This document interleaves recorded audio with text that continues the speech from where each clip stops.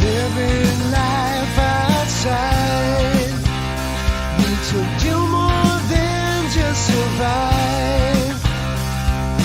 Gather with people who know on CANOEHOUND'S Outdoor Adventure Show.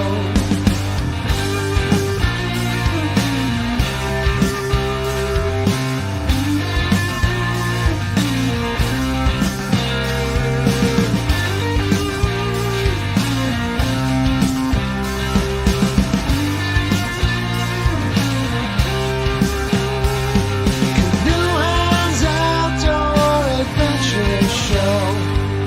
Keep the adventures alive.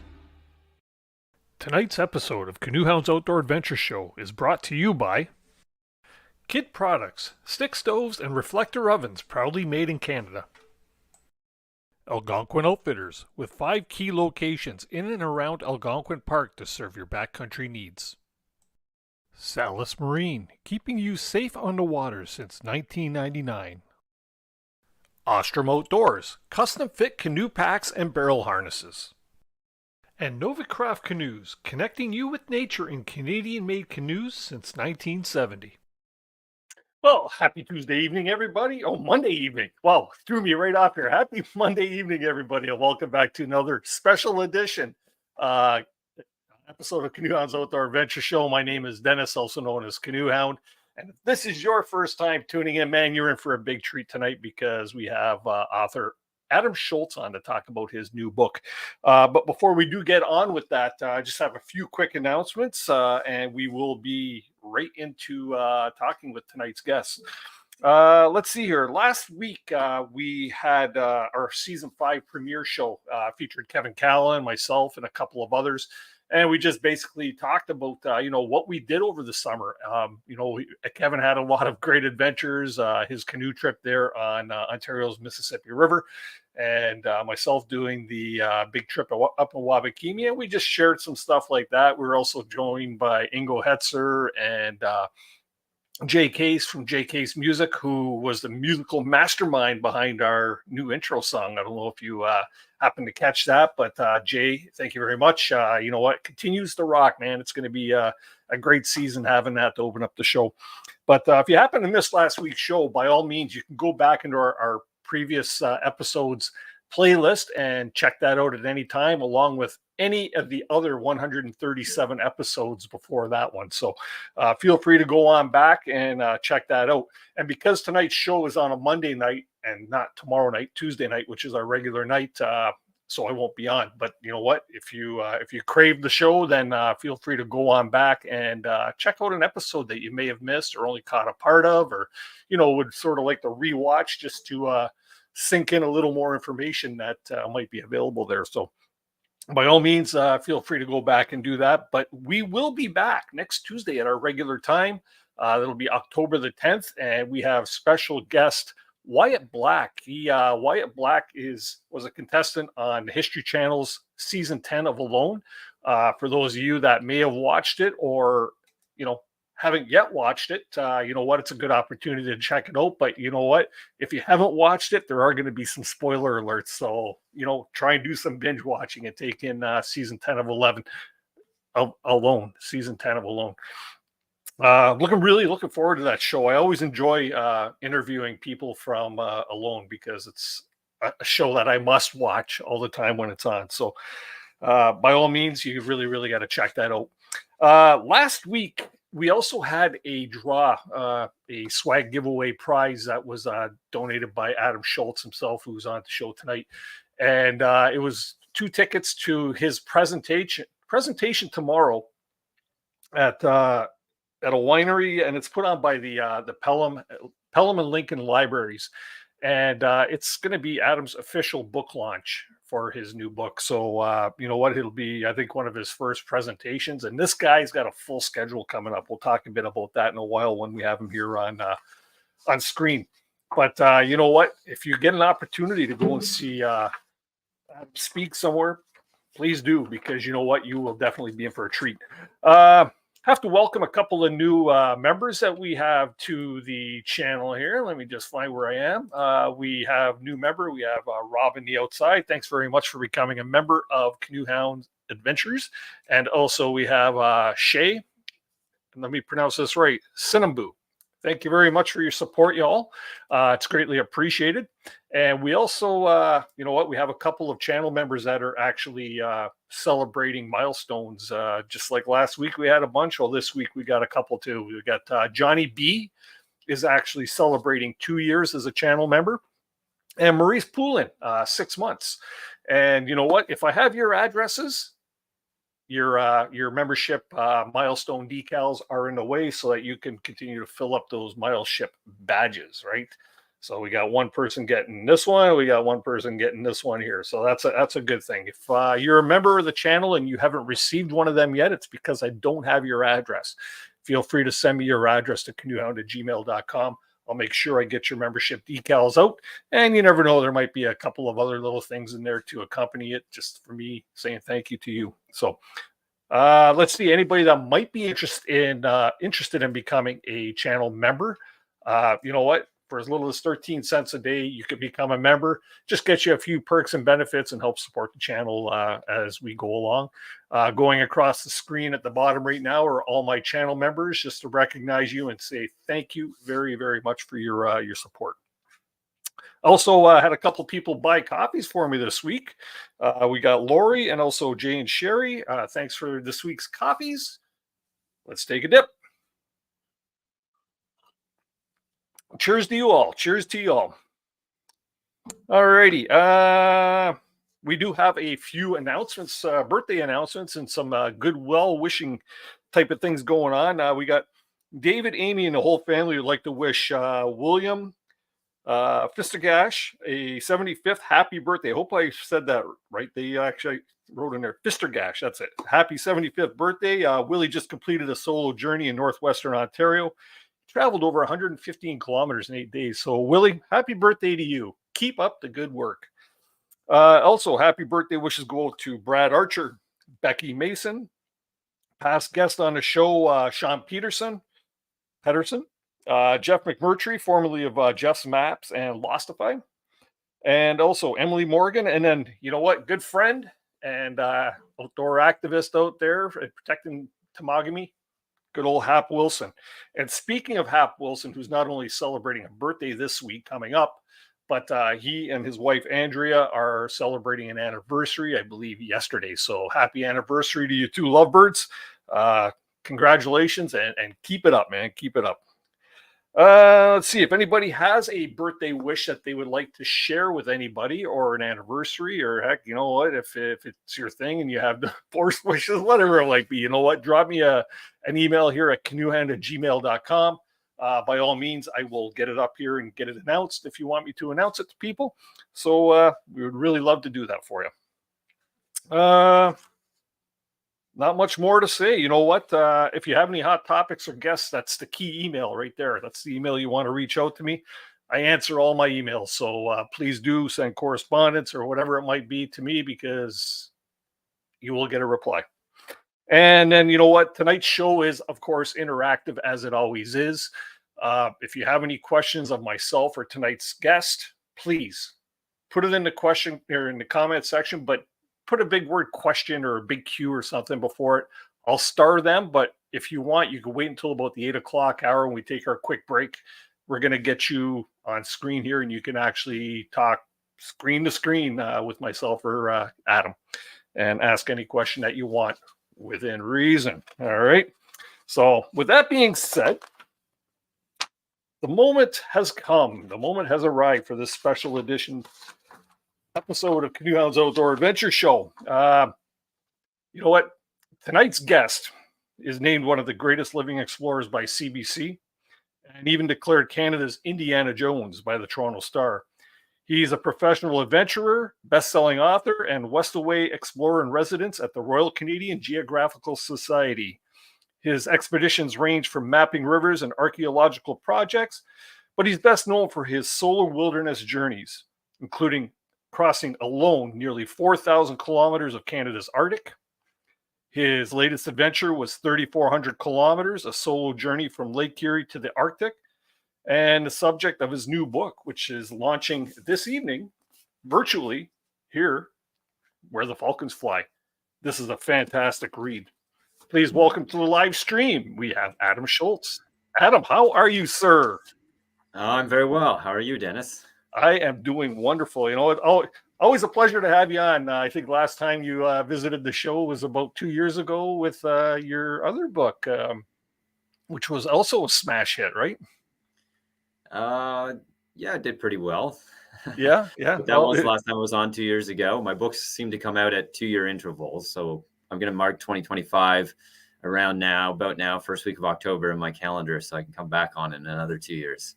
There you go. Should I just pre-book you now? I can do that. You know, I know the booking agents, so. You can do that. 2025, 2027, 2029 sounds like a plan to me. All righty. Well, we'll let you get the book out first for sure. You know what? So you've been a pretty busy boy of late. You've had a lot of things happen since the last time you were on the show. You've got a couple of kids now. I believe you recently moved residential locations. Yeah, and you've had a bunch of amazing adventures, including, you know, this one here, which is pretty huge, 3,400 kilometers. What keeps you so busy? Like, how do you find the time in a day? I love what I do. So the enthusiasm is what gets me out of bed or out of the tent bright and early in the morning. And that sort of carries me through the day, and just sort of a whirlwind of activity when it's easy to do when you're doing what you love. So that kind of drives me forward. Yeah. And do you live your everyday life like you do your adventures? Like your adventures are non-goal, morning to late at night. Are you like that in real life? But this is real life. Are you like that? The last week, yes, absolutely. It's been very busy. I did 2 expeditions in the last month or so. I was in New Brunswick, doing some coastal canoeing up on the north coast of New Brunswick on the Gulf of St. Lawrence. And then I went from there direct to Labrador, and I just finished an expedition in Labrador on the coast of Labrador. Those were both sort of historical research, historical geography, archaeological expeditions. This last 3 days, I was in the Algonquin Highlands leading guided nature hikes, teaching people how to identify wild mushrooms. And on Saturday night, I had to come back for a sad occasion, memorial celebration of life for my friend Zach Junkin, who viewers of the show may remember. He's in my book, The Whisper on the Night Wind. He tragically passed away quite suddenly 6 weeks ago. So I came back for that, and then I went back to Algonquin for the guided hikes. And now I'm getting ready for my new book, which officially comes out tomorrow. There might be advanced copies already circulating in certain areas. I'm going to be doing a book launch in person tomorrow night at a winery in Beamsville, as you mentioned. And then on Wednesday, I'm going to be in Banff. I'm doing a talk in Banff and one in Canmore as well. And then I'll be back on Thursday doing a book launch in Fawn Hill. And then it's off to Bone Echo, where I'm going to be doing a talk on Thanksgiving weekend in the park, outdoors in the forest. And I have a pretty full next couple of months touring around doing book events. My full schedule of events, public ones anyways, are on my website for anyone who's interested. And I'm trying to do a virtual event tonight with you for all the places I can't get to in person. Well, thank you very much for doing this. It's, you know what, like I say, it's both an honor to have you on, and the fact that I was one of the few rare people or first people to actually read this book. And I kind of like that idea, but you know what? It was a fantastic read. I actually read this book, Adam, in 4 sittings. And I was like captivated by it. Like just, I had a computer sitting beside me, and I was actually following your journey on Google Maps, because you make mention of all your points along the journey. And I was actually following my way along, you know, all up through the St. Lawrence and stuff. It almost made me feel like I was kind of there, you know. It was pretty neat. Well, that's probably the best way to tackle the maps. I mean, I could convince my publisher to put more maps in this book. So we have 5 different ones. One's just an ecosystem map showing the different ecosystems that pass through. And then we have a general sort of artistic map of my overall route. And then I have 3 detailed maps in the book, just for the parts where I was in Labrador and the geography was getting pretty complicated to follow in terms of the actual writing. So I put those ones in. But I agree, for any actual canoeist like yourself, the only thing that's going to cut it is probably Google Earth, so you can really follow along all the details. But you were officially the first Instagram review of my book that I know of. Oh, So yeah, you're awesome. officially one of the very first to read it. And certainly I think the first to review it. So yes, you have that Yeah. distinction. I didn't even realize that was a review when I said it. So that was like right in the heart, man. Gosh, yeah, I never thought of it as being a review, but you know what? There's something about your books, your writings that truly captivate me when I'm reading it. I don't know if it's because it's like right up my alley, and it's something that, as an outdoorsman, it's things that I wish I can do, but just to follow along, and you keep us rolling along, wondering what's around the next corner, or the next page in this case. What can we expect there? So you've done a magnificent job at keeping me captivated anyways. And I'll tell you honestly, I don't read a lot.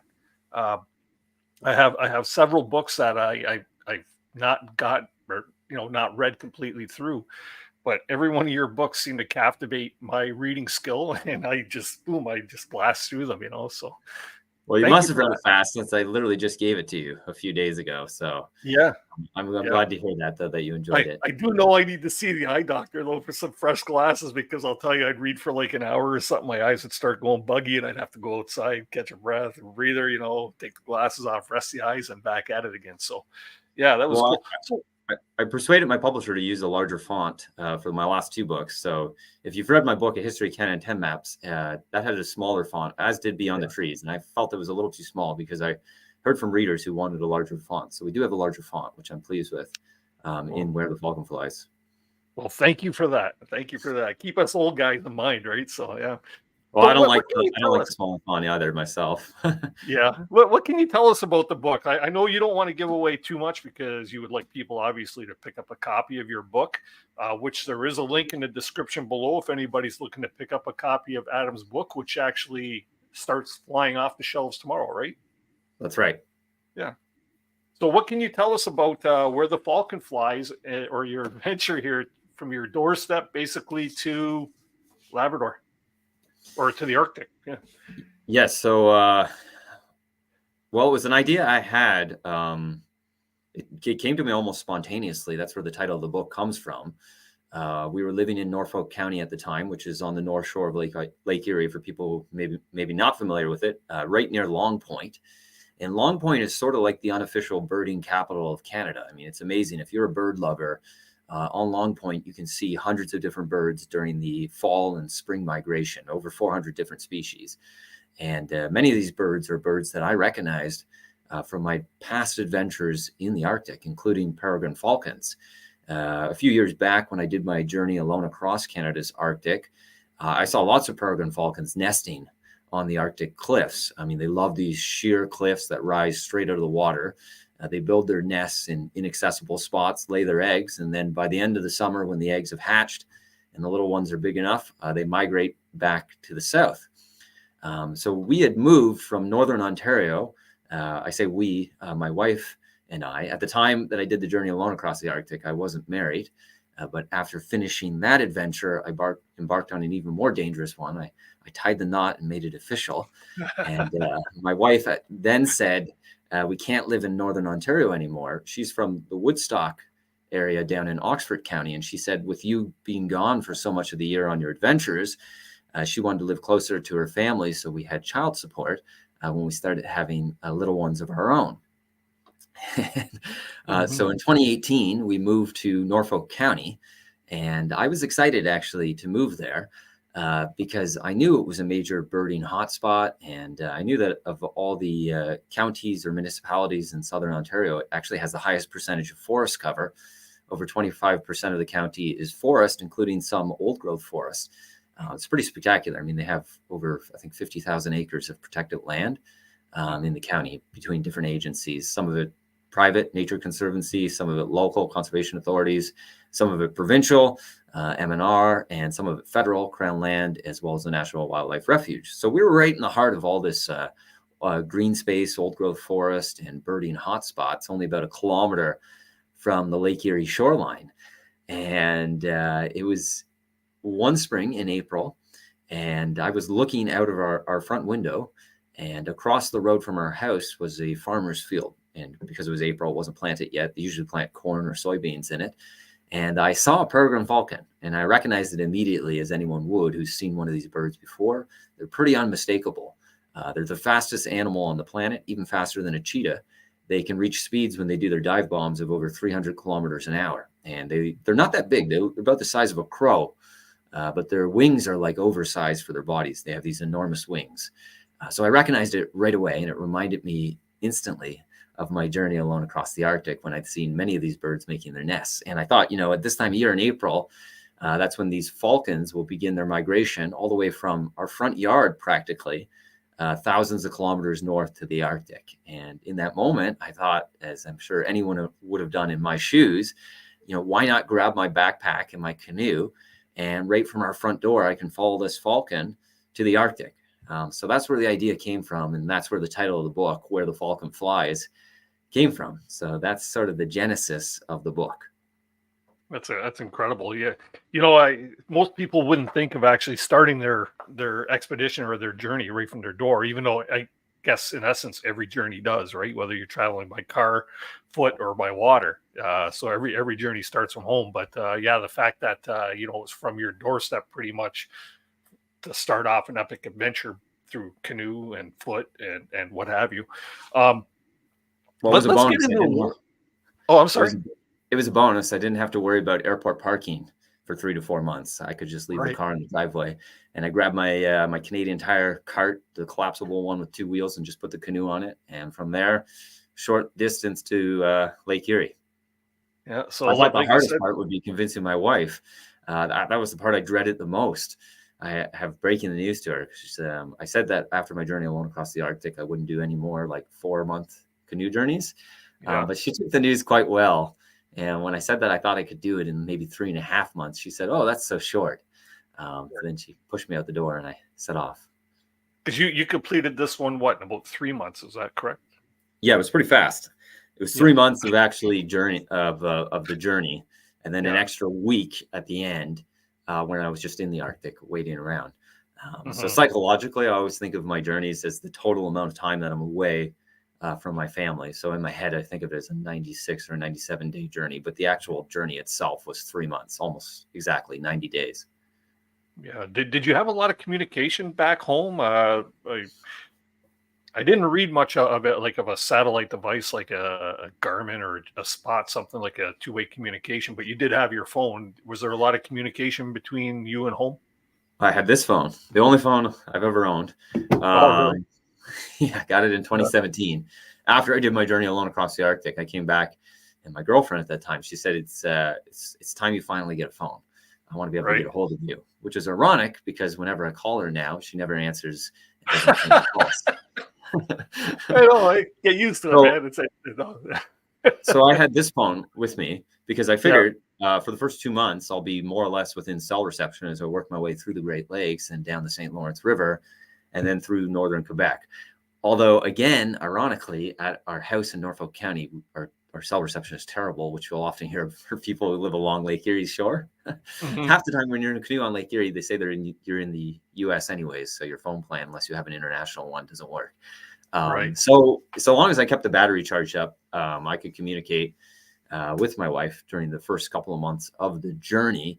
The only downside was this was last year, 2022, and it was the opposite of this summer. It was very, very wet, so it was constantly rainy, and I didn't get a whole lot of opportunities to use my solar panel to keep the battery charged up. I put it in like that extreme battery saver mode, which basically turns it into a cell phone circa 2001, where all it does is make calls. And it would stay at like 1 or 2% battery, but even so, it was pretty limited. It was just incredibly rainy. When I got over to eastern Quebec, I remember there was like a 34-day stretch where it rained 31 of the 34 days. But as you alluded to earlier, I tried to put in really long days because we also had at that point my son Thomas, who was 15 months when I left home. So I was actually racing in part to get the journey over as fast as I could because I was homesick for him. And for that reason, I didn't really sit around making phone calls. I would try to get up as early as I could. Usually before the dawn, I would set off while it was still dark, and then push on as late as I can, and try not to do anything that would deter from my routine of just pushing on as fast as I could. But I was able to check in quite a bit and look at weather forecasts, wind forecasts. I was always battling what the wind was doing, even on the river, on the St. Lawrence River.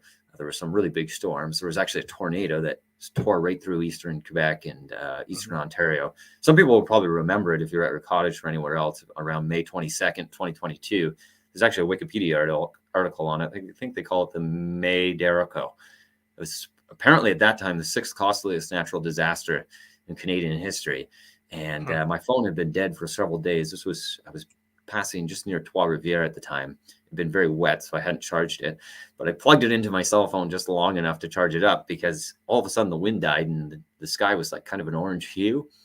And there wasn't a cloud in the sky except far behind me on the horizon. So I thought things looked strange. And I charged up my battery just enough to look up the weather network. It was like, Environment Canada has issued a tornado warning for your location.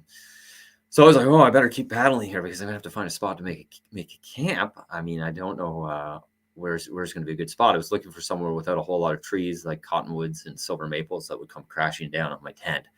But at the same time, I didn't want to get right into Trois-Rivières, because it's a city of roughly 100,000 people. So I'm like, there's not going to be any good camping places there in a storm. And I did find a spot, and I did make my camp. And while I was doing it, I still had my phone on. To come back to your question about phone use, and it started going off. It made an alarm, and it's an alarm I'm sure everyone who lives in this neck of the woods will recognize. And I thought it was an Amber Alert. I was like, oh no, child's gone missing.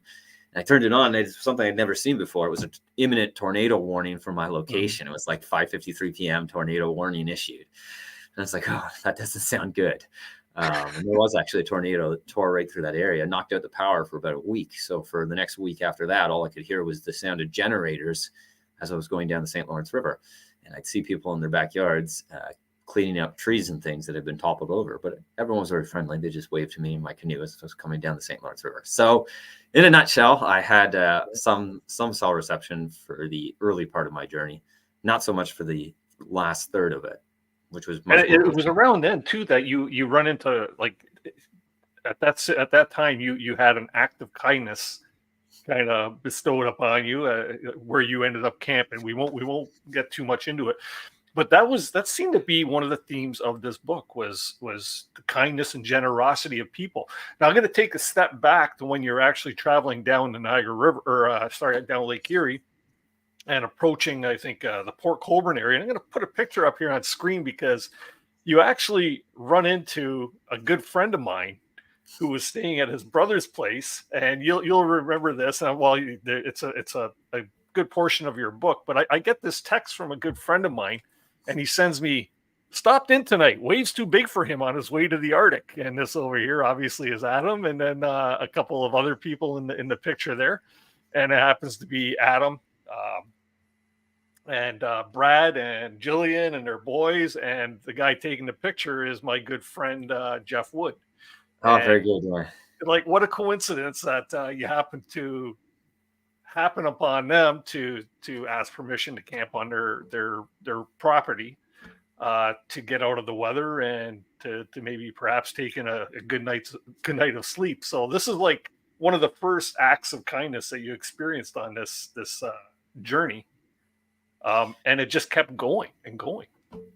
Oh, yeah. I mean, I encountered probably over 150 different strangers, just random people from the streets of Montreal to the backwoods of Labrador. And everyone, I can honestly say, everyone I crossed paths with, from the smallest town to the biggest cities, without exception, showed me nothing but enthusiasm and kindness and eagerness to help.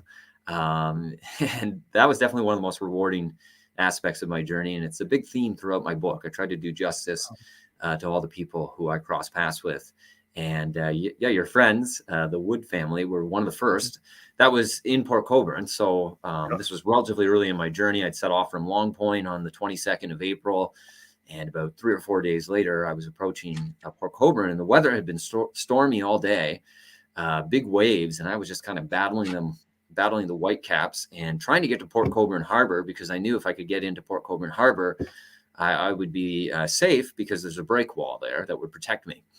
And by the time I got to Port Coburn, the waves were pretty massive. They pinned me down on the shore there once I got into the harbor proper. And the rain was coming down, and I was looking about for anywhere to camp. And if people are curious, this was something I had originally tried to project ahead of time. Like, I was like, okay, I have this idea of following the Falcon. Now, where am I going to camp? Because I'm traveling, this is very different from my normal canoe adventure. I'm not traveling in the wilderness or the Arctic.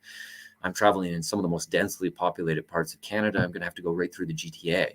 So I had tried ahead of time to look at like Google Maps and pick out conservation areas or campgrounds and try to project, well, I think I can do 60 kilometers or 55 kilometers this day, and maybe I can get to this campground. But then I threw that all out the window. I was like, this is impossible. There's no way to predict what the weather's going to do. And my style is, you know, when Mother Nature lets me go, I'm just going to go, even if it's like 16, 17 hours in the boat. So I don't know where I'm going to end up. And to further complicate matters, when I looked at all these campgrounds, none of them were going to be open anyways, because most of them didn't open until the long weekend in May.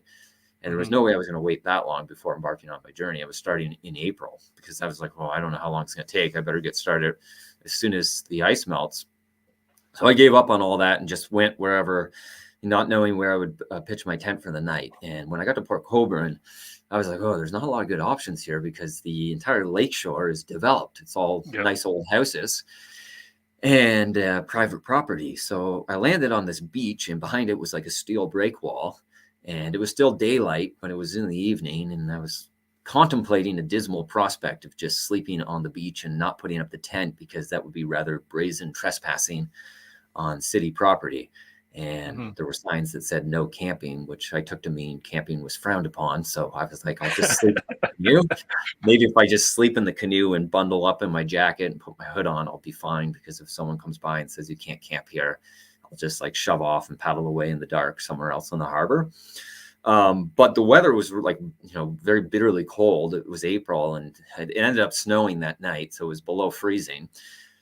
So I shoved off and paddled a little farther because I was trying to scout out, like, on my phone, is there anywhere I can camp? And I could see there was a little creek coming into Port Coburn Harbor. And I saw on the satellite image that further up the creek was a forest. And I was thinking, well, if I can get up this creek, I could maybe camp in the woods and I'll be fine. And technically, if you're curious, yes, that would be trespassing. But my motto was always, you know, leave no trace and leave it cleaner than I found it. Pick up any litter if there is any, and all these sorts of things. Don't make a fire and be very respectful. But I never got up the creek because there's a bridge across it. People who are familiar with Port Coburn will probably know it. And wouldn't you know it, below the creek, there was a floodgate barrier completely blocking access to it. And there were also signs saying no trespassing. I don't want to do anything too blatant. So I gave up on that.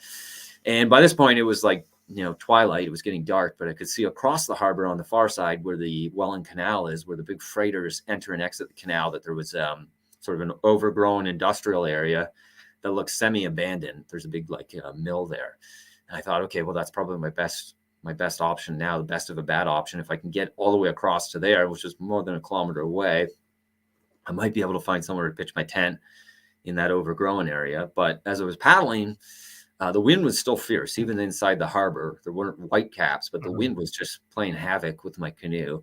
And it was dark at this point, and I almost smoked a concrete dock that was submerged coming out from someone's lakefront house. I almost slammed right into this thing. It was just at the last possible moment in the dark, with a little bit of like glow coming off of the city of Port Coburn. I just caught a bit of the wave breaking on it and did a sharp turn and just missed it in the nick of time. But the wind drove me into the shore there, and I landed on a beach in someone's backyard. At that point, I was like, it's not smart to keep paddling in the dark. I mean, that was one submerged dock. There's probably other things. I can't see anything in the dark now. It's overcast skies. So I was like, I probably better stay on shore and give up that idea. But where the heck am I going to put up my tent here? Yeah, I could just camp on this beach, but it's right in someone's backyard. And I didn't want to trespass that blatantly. I thought that would be disrespectful. So I looked around, and just like 2 houses over, I could see a house that had kayaks and canoes in the backyard. And I thought, I'm just going to go out on a limb here. And I walked around their backyard, and I saw there was a light on. So I went to the side of the house and I knocked on the door, and I was just going to do my best and say, you know, I'm sorry. I've canoed a long way. This is as far as I can get tonight. Can I camp in your backyard and just take my chances? And I had no idea what the response would be. They'd probably say, like, look at this scruffy guy, some lunatic in my backyard in a canoe. Like, this isn't a campground, get lost. And to my surprise, I wasn't expecting this, but two young guys opened the door, who you saw in the photo there. And that's Brad Wood, Brad and Jillian's sons. And they came to the door, and I told them, I didn't tell them what I was doing. I didn't say I was canoeing to the Arctic. I just said I was doing a long journey. I left it vague because I figured if you say you're canoeing to the Arctic, then you might seem crazy. So it's best not to say that. And they were super nice. They're like, step in. I'll just go get my dad. Probably is no problem. He'd be happy to have you camp down on the beach there.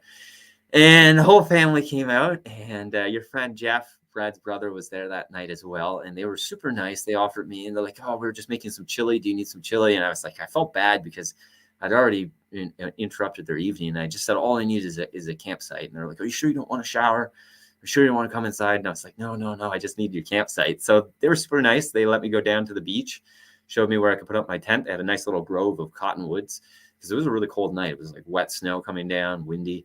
But I put my tent up there, and Brad came down. He talked to me for a bit, and turned out we had some overlapping interests because he had just retired from mining exploration. Mm-hmm. So we were familiar with some of the same very remote, isolated locations in northern Canada. And I was exhausted, so I just went into my tent, went to sleep, and I said I'd be back up before the dawn when it was still dark to get underway, because I was quite apprehensive about the Lake Erie storms and the swells. If you think of a map of Lake Erie, Port Colborne is at the eastern end, so the wind has almost the entire length of the lake to gather force over. Even a relatively moderate onshore wind can generate sizable swells that can cause a lot of trouble to a canoe. So I was like, my strategy here is I'm just going to sleep like 5 hours, and then 5-6 hours, and then get up at 4 when it's still dark and try to paddle while it's calm and keep going. Because if I can keep going, then I'll be out of here, right out of the city. As nice as their camping place was, I didn't want to be a nuisance and hang around in the city. So I knew there was more green space if I kept going east, and I was hoping to get all the way over to the Niagara River. Now, if someone's curious, and they're saying, well, why the heck didn't you just go down the Welland Canal? That's right there. Well, the reason I didn't go down the Welland Canal, well, a couple of reasons, but there's commercial shipping traffic, right? There's like 800-foot long freighters could easily run me over in the canal. So I wasn't going to go into the canal. And of course, the canal has like vertical concrete sides, so it's not easy to get out if you have to, or find a place to camp. And so there's locks and things, and I can't take my canoe through a lock. So I'm like, I'm going to go the old-fashioned way down the Niagara River. So to my surprise, I woke up in the morning. I slept really well on his beach. He's got a nice, comfortable beach. I feel bad now. People are going to be like, is this a designated camping site? Definitely not. I feel very bad about that.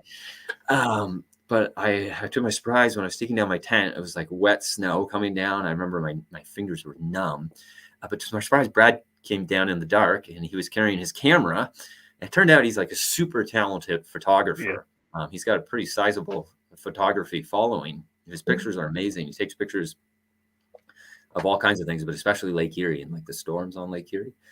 So he had his telephoto lens and his tripod set up, and said he was going to take some pictures of me setting off in the snow. And I packed up my tent and I set off, and I felt like, I really can't delay here. I've got to get going because there was already a pretty strong wind. Not as strong as it had been the night before, but I knew it's only going to get worse. So I really want to get going while it's still early and relatively calm. And I paddled out. So from his shoreline, from Brad's shoreline to the entrance in the break wall, or the gap in the break wall, which is only a couple of 100 meters wide, is about a kilometer and a half or so. And he captured a few images from about a kilometer and a half away on his telephoto lens as dawn was breaking and I was paddling off through the wet snow that Brad graciously gave me permission to use in the book. So you can see those images in the book. And when I got to the gap in the break wall, I was a little bit nervous because I was like, you can't really see. There's a bit of a blind spot here. There could be a giant ship coming, one of those huge freighters like the Edmund Fitzgerald size. And of course, they have blind spots, and they just sort of assume no one is stupid enough to go paddle through a shipping lane. But I had no choice, right? That's the only way. If you're going to go, you got to go through there. So I kind of looked down the canal. The coast was clear. on the far side of the canal, there's a big rusted freighter. I guess it's decommissioned because it's just sitting there anchored. And I looked the other way out into the open lake, and I didn't see any. And those freighters move surprisingly fast. Like they can go like 25 knots or something like that. So faster than it's possible to paddle a canoe. And I paddled as hard as I could to get through the shipping lane. And after that, there's a little lighthouse. Well, there's a lighthouse on either side. Well, there's like kind of a traditional Nova Scotia style lighthouse on the, I guess that would be the west side. And then on the other side, there's an automated beacon. And when I rounded the break wall there, I breathed a huge sigh of relief because I thought, you know, the danger's past. I've done it. I've gotten through Port Colborne Harbor. I've gotten through the shipping lane. But that's when the real terror set in. Yeah, that was like a very dicey situation. And I was like, oh no, this is bad, because the break wall is literally just, you can see it on the satellite image. Just go on Google Earth and take a look. It's just, I was counting on it as a possible refuge in the event of trouble. If the waves were bad, I could land on the break wall and just hang out. But it's actually a vertical concrete wall. It's like a death trap. So when I came around the far side of it, I was expecting the lake to be relatively calm, but it wasn't. Well, maybe relatively calm by Lake Erie standards, which are pretty notorious for being rough. But there were pretty big swells coming in when I got outside the harbor. You know, I wasn't expecting the size of the swells. And I was just going bobbing up and down on these huge swells in the wet snow in like the early morning, like 5 a.m. And when the swells were hitting the outside wall of the break wall, the one that I couldn't see from inside the harbor, it was creating like a wave pool effect or like a ricochet where it hit the wall and come back out. Yeah. So now it's worse because there's the incoming swell coming across the vast lake and then hitting the break wall and hitting me again. So all my instincts are like, oh man, it's a snowy day. Here I am in April, way out on Lake Erie in my 15-foot Novacraft canoe.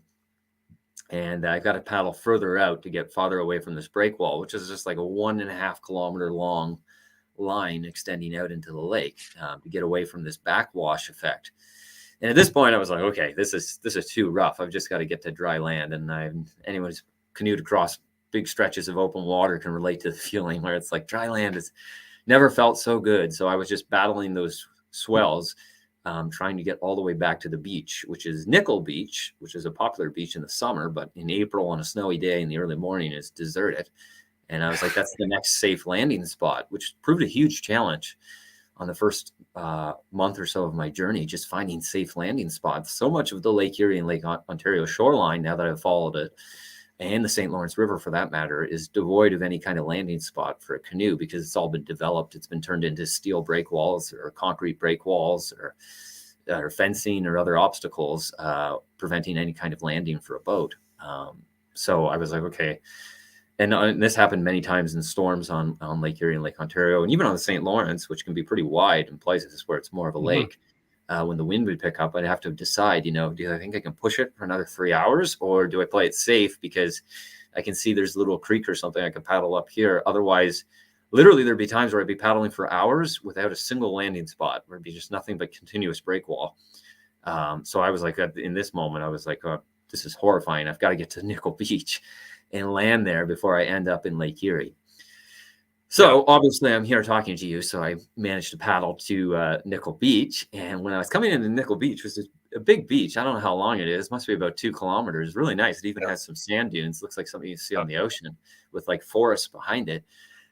As I was paddling in there on the surf, I saw in the distance someone driving a vehicle and then stepping out with a tripod. It was Brad. Yeah.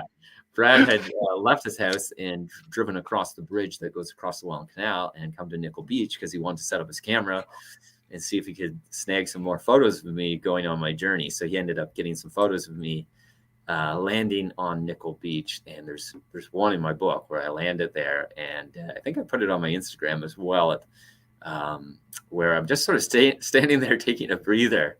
And if you didn't know the story, you wouldn't really know what I'm doing. But I was actually saying to myself, never again.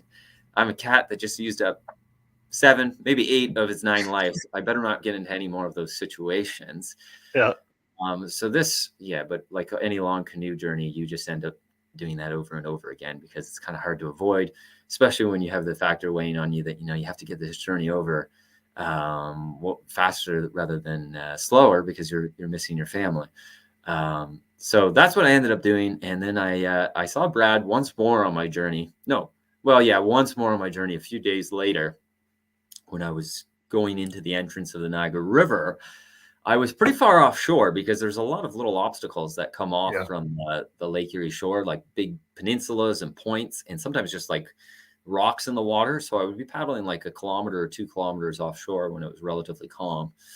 And I was really relieved because I thought I got off lightly paddling Lake Erie, given its reputation. And I could see the skyscrapers in Buffalo, New York on the horizon, and the Peace Bridge. And I saw on shore this was still the very end of Lake Erie, I could see someone with a tripod taking pictures. And I thought maybe that's Brad, but I was about maybe up to 2 kilometers offshore. So I couldn't be sure at that distance if it was him or not. Sure enough, it was him. I learned later because I went down the Niagara River, and there's a pretty strong current there. If you've seen the Peace Bridge or driven over. Scary. I'm surprised you paddled that, man. That's I've done that with a motorboat, and I've been scared. So, and you did it in a canoe. Well, I think its bark is worse than its bite. I went under the Peace Bridge there, and when I went under the Peace Bridge, I saw up above, and well, if I tell you the truth, I didn't really intend to run the Peace Bridge blind like that. I was like, oh, I have a foolproof plan. I'll just land on shore and walk ahead and look under the bridge to make sure that it's safe. But as soon as I started going down the Niagara River, I realized too late, because the current is really strong there. I realized too late that landing and scouting wasn't going to be possible, because they've built a vertical wall all along the river from, I think it's called Mayor's Arch in Fort Erie, all the way down past the Peace Bridge for ice. And there's an amazing video. Yeah, you can find it on YouTube. An amazing video of the ice breakup and how insane it is, where the ice gets swept down the river and it just destroys that wall. They have to rebuild it. So I realized there's no landing now because of this vertical wall along the river.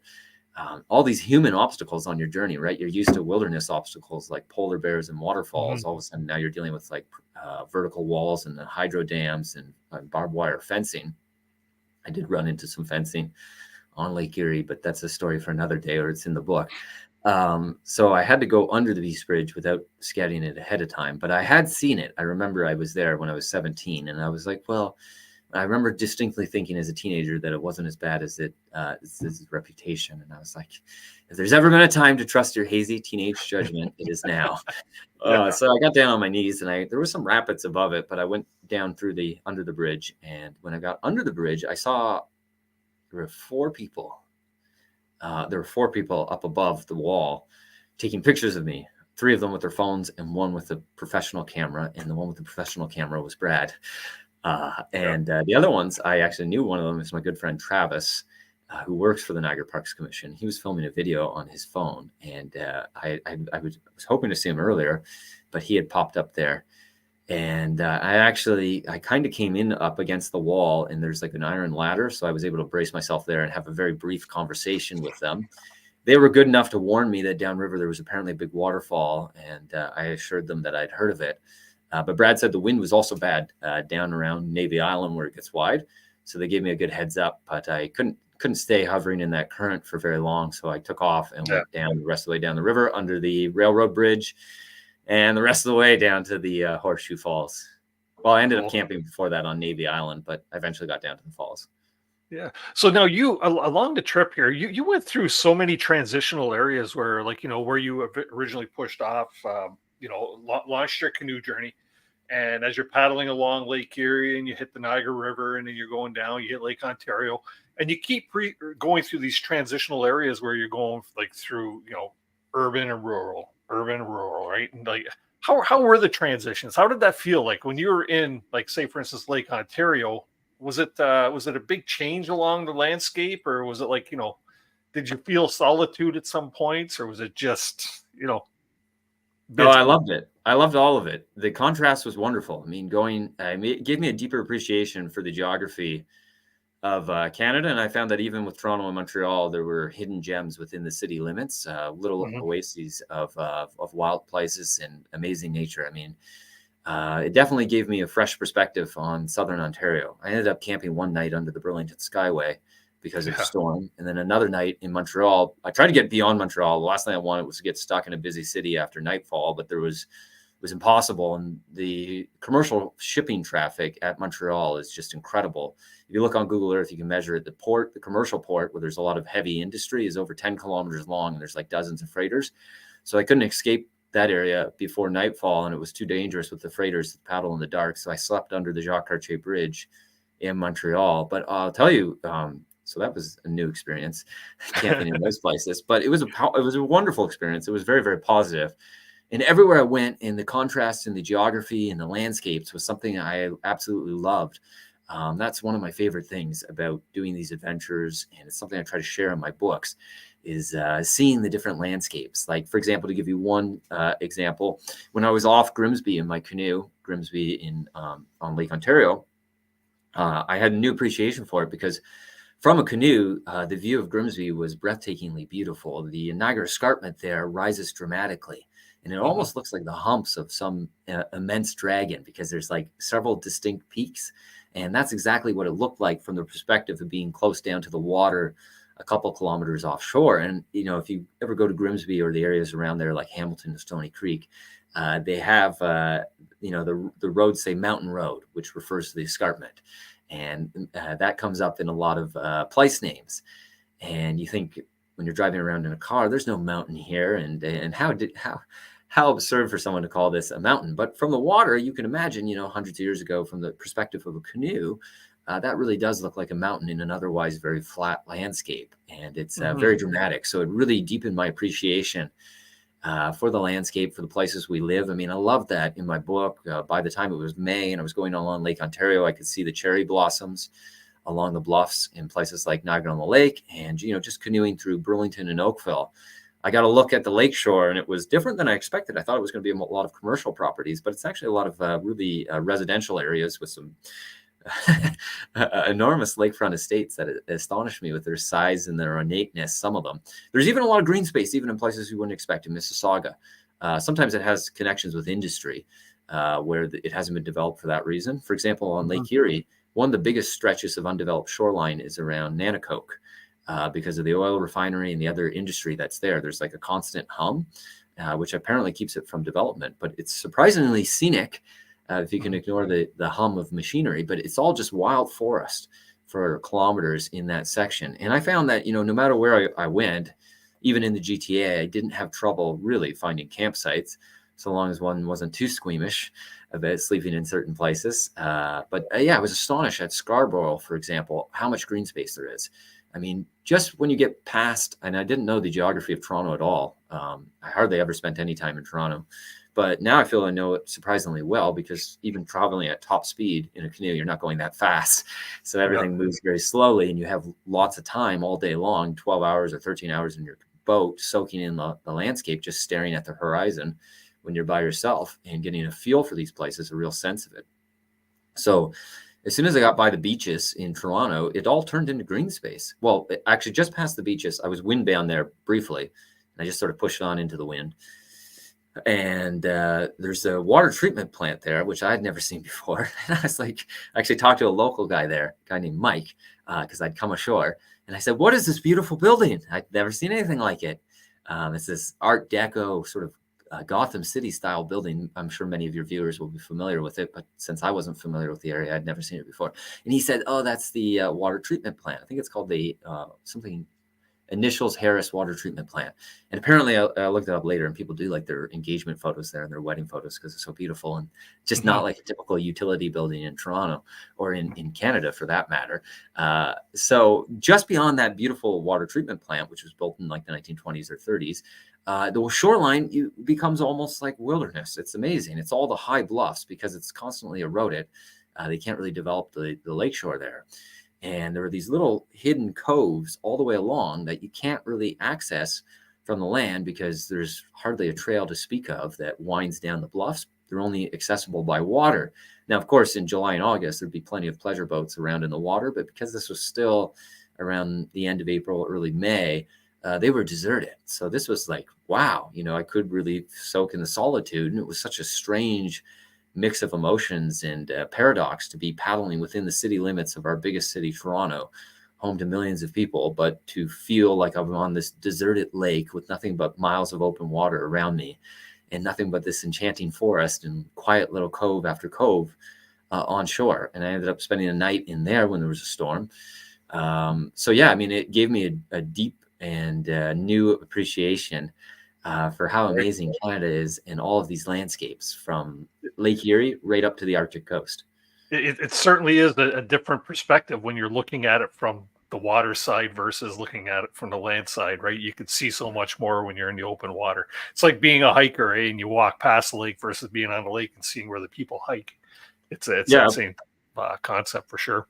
Yeah, Absolutely. Now, whenever I drive like the QEW or I go over the Burlington Skyway, I always have a smile on my face, because I look at it with a whole fresh perspective or new eyes, because it all looks different to me now that I've traveled that same stretch in a canoe, and I have good memories about, like, oh, that's when it was that horrible, rainy, stormy day. And I met Tom and Eileen and a couple other people who brought me Tim Hortons. And they're just total strangers. And they're like, look at this guy in a canoe. Another act of kindness. I know. There's just so many amazing acts of kindness and generosity from total strangers, most of whom had no idea who I was or where I was going. They just see me and say, do you need anything? And, people would show me where I could fill up my water jug with fresh water. Or, if you need somewhere to camp. This happened a couple times. Like once when I was in Quebec, there was a storm, thunder and lightning, and I was just huddling on a riverbank, just sitting there beside my canoe, because there was nowhere I could camp, because above me was a busy highway. And a young guy came by and said, like, he started talking to me, and he said, and I didn't tell him anything really. I just said, I'm out canoeing. That's it. I left it at, didn't say I'd been out for 3 weeks or that where I was going. I just said I was out canoeing. He said, well, if you need a place to camp, like my house is just down there, you can come put your tent on my front lawn. And I was like, oh, how far is your house? And he said, well, it's about 1 kilometer inland. And I said, oh no, I don't want to go, because I want to stay near the water. I always want to stay close to the water. So if the storm passed or conditions changed, I'd be ready to go at a moment's notice. But even though I didn't take him up on his offer, just whenever someone would say something like that to me, just total stranger, having no idea where I was going, I would be like, wow, the kindness of strangers is a pretty remarkable thing. I think nowadays it's easy to be cynical about the state of the world, especially when we spend too much time online or on social media. It's easy to get jaded and think the world is all doom and gloom and everything is getting worse. But I think some old-fashioned travel is a wonderful tonic. And it's a reminder that, the vast majority of all people from all walks of life, all different backgrounds, are actually kind, good, and generous. And there's nothing that I know of like some old-fashioned travel to illustrate that point. And again, it was a lesson that I had illustrated to me day after day on this journey.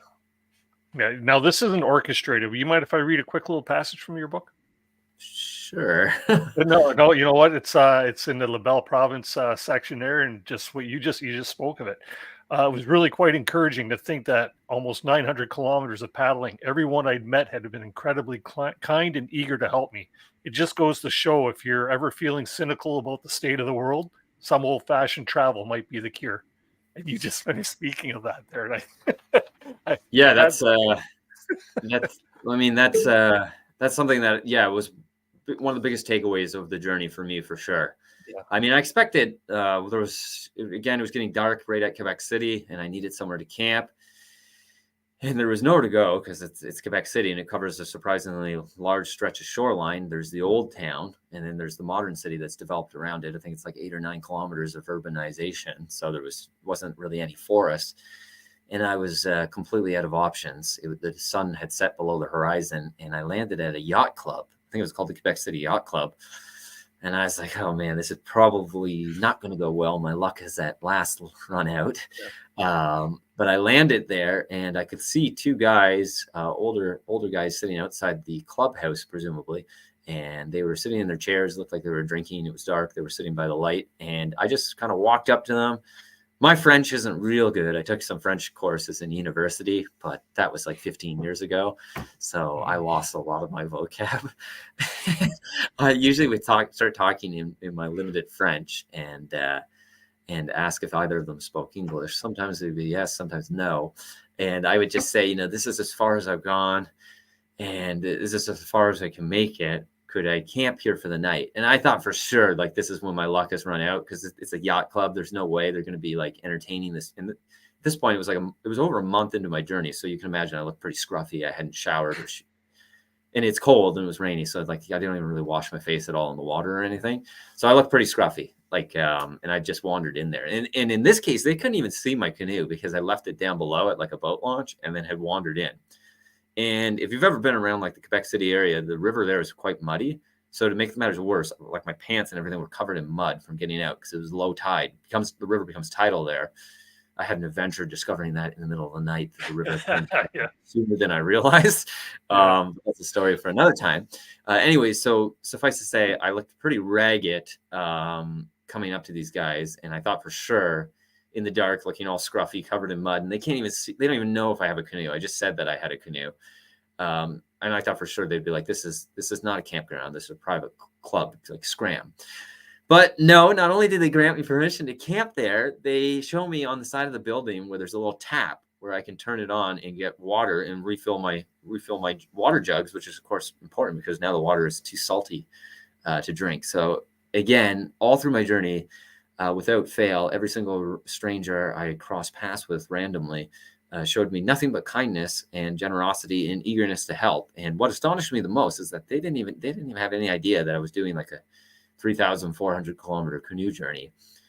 In many cases, they didn't even see me with a canoe. It was just kind of like this random stranger has wandered in. So yeah, that was definitely a highly rewarding aspect of the journey, and very different from, say, my journey alone across the Arctic. I mean, the few people I did meet with were nothing but kind. But that was just such a remote and solitary experience where I went like a month and then another month and another month without seeing anyone. And there'd just be these intervals where you'd talk to like a bush pilot for 25 minutes who would land and drop something off. It would be perfectly nice, but it was just more about you're in your own head and you're in the wilderness and there's no one else around. So this was very different, traveling through a landscape home to millions and encountering all these different people from all different ages, from children up to people in their 80s and 90s, and people who are into the outdoors, people who aren't into the outdoors, truck drivers, business people, cottagers, random passerby, like literally everyone under the sun. And the response was always the same from everyone. Sure. And the one other thing too I found with reading the book too, and in school, I'll tell you honestly, I wasn't the most stellar student, right? And I was a bratty kid, whatever that might be. But you know what? I think I learned through this book more history than I learned through history through grade school and high school. And that was one of the reasons why I followed your journey along using Google Maps, because each area that you would pass by, you would touch on a bit of the history of the area too. Talking about the War of 1812, 1814, 7-Year War, and some of the different things that shaped Canada along this route to what it is now today, right?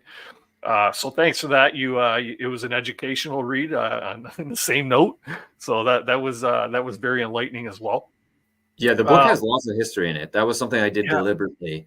I wanted to weave the history of the places I traveled through into the book. So it takes up a sizable chunk of the narrative. They're not long digressions, but they're frequent ones, because I wanted to put the reader in my shoes or in the stern of my canoe and describe what I was seeing. So, that's one of the great things about traveling under your own power. You travel slow, but you get to see really everything. So there's a surprising amount of ruins of centuries past along the Lake Erie, Lake Ontario shoreline, the St. Lawrence River. I mean, traveling through historic New France, old Quebec, there was lots of history there. And whenever I would come across any sort of landmark, an old windmill from the 1600s, or the ruins of an old fort, or just an old house or an old tree or a cemetery, I tried to tell the story of that place and weave it into the book. I mean, I want to write more history books, like a history of Canada in 10 maps, and I plan to do that a few years down the road. But I tried to put as much history into the book, and give a sense for the places, the towns, the cities,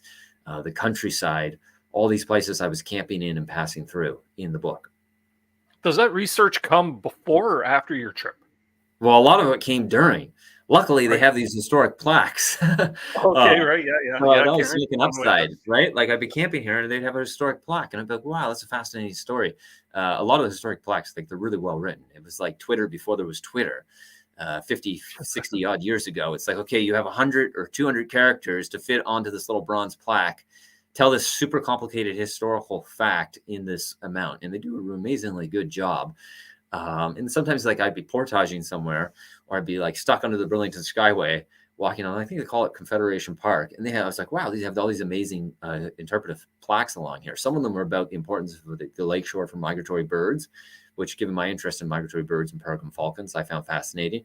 Others were about some of the War of 1812 history. I mean, there's shipwrecks just off from Hamilton Harbor there. A couple of shipwrecks from the War of 1812. They actually came down in a huge storm, and they're like amazingly well preserved at the bottom of the lake. They were only discovered in the mid 20th century, but the cold water at the bottom of the lake keeps them preserved.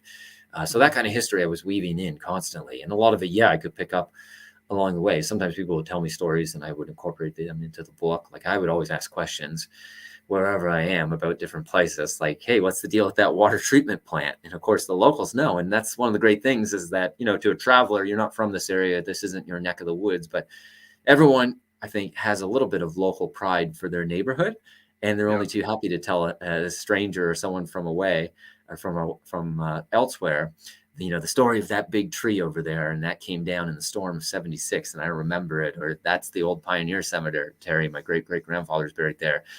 So every local I would meet with, if I ended up chatting with them, I'd always ask them these kind of questions, and usually they'd be enthusiastic about telling me that sometimes in the Quebec part of it, I say, I think this is what they told me, because if we were talking in French, sometimes I'd have a hard time keeping up. And I would try to do subsequent research afterwards, looking these places up.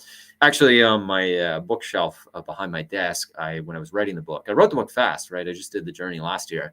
And usually the publisher needs the book done by February. So it was all very fresh in my mind.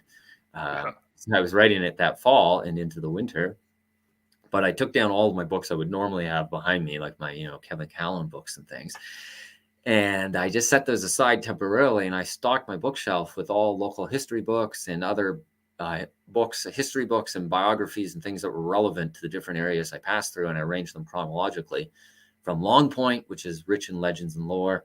I got some really great local history books on it. And I did that all the way up to the coast of Ungava on the Arctic. And then as I was writing my book, I could pull these ones off and reference them and flesh out the historical details, or add a little color to any anecdotes I had, to do justice to them, hopefully, in the book. Mm-hmm.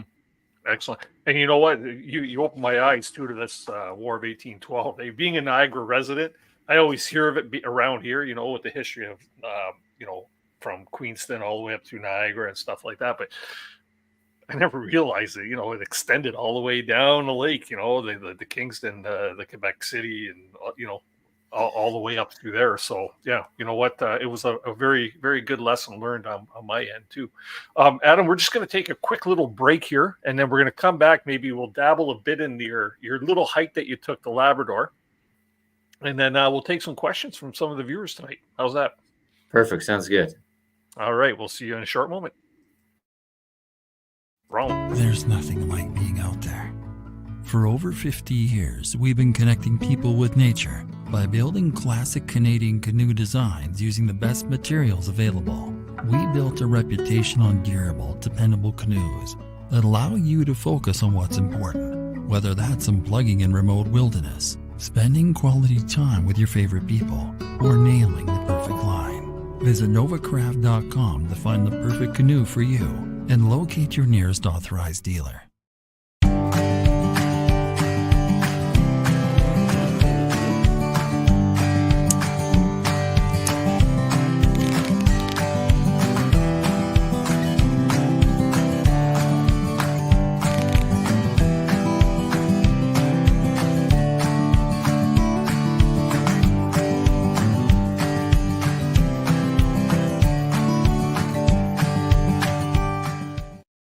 Tonight's episode of CANOEHOUND'S Outdoor Adventure Show is brought to you by Kid Products, stick stoves and reflector ovens proudly made in Canada.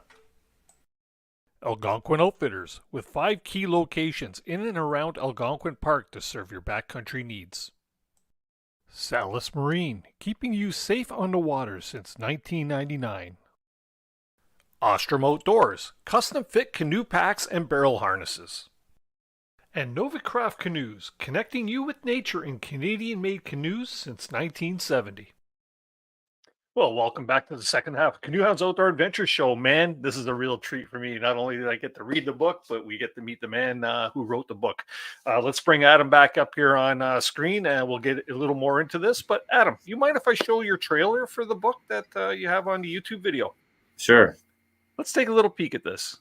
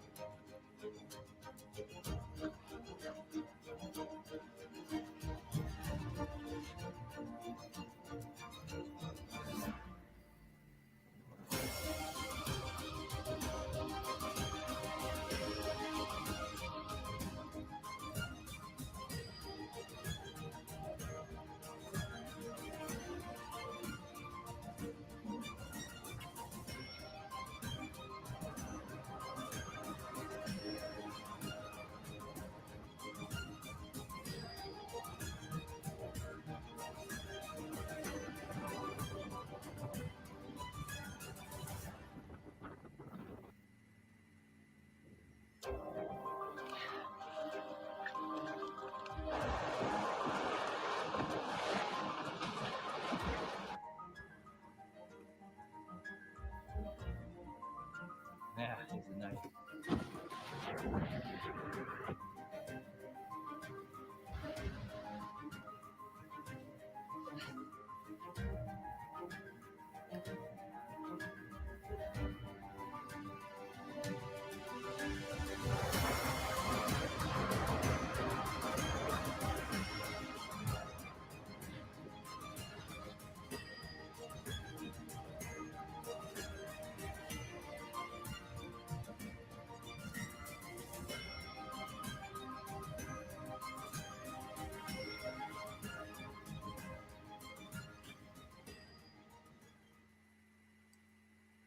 There we have it, man. That's there's the book right there, right? You know what? When you got to a certain point in your trip, Adam, it became time to, without giving too many details away, it became time to get rid of the canoe and start a massive journey by foot.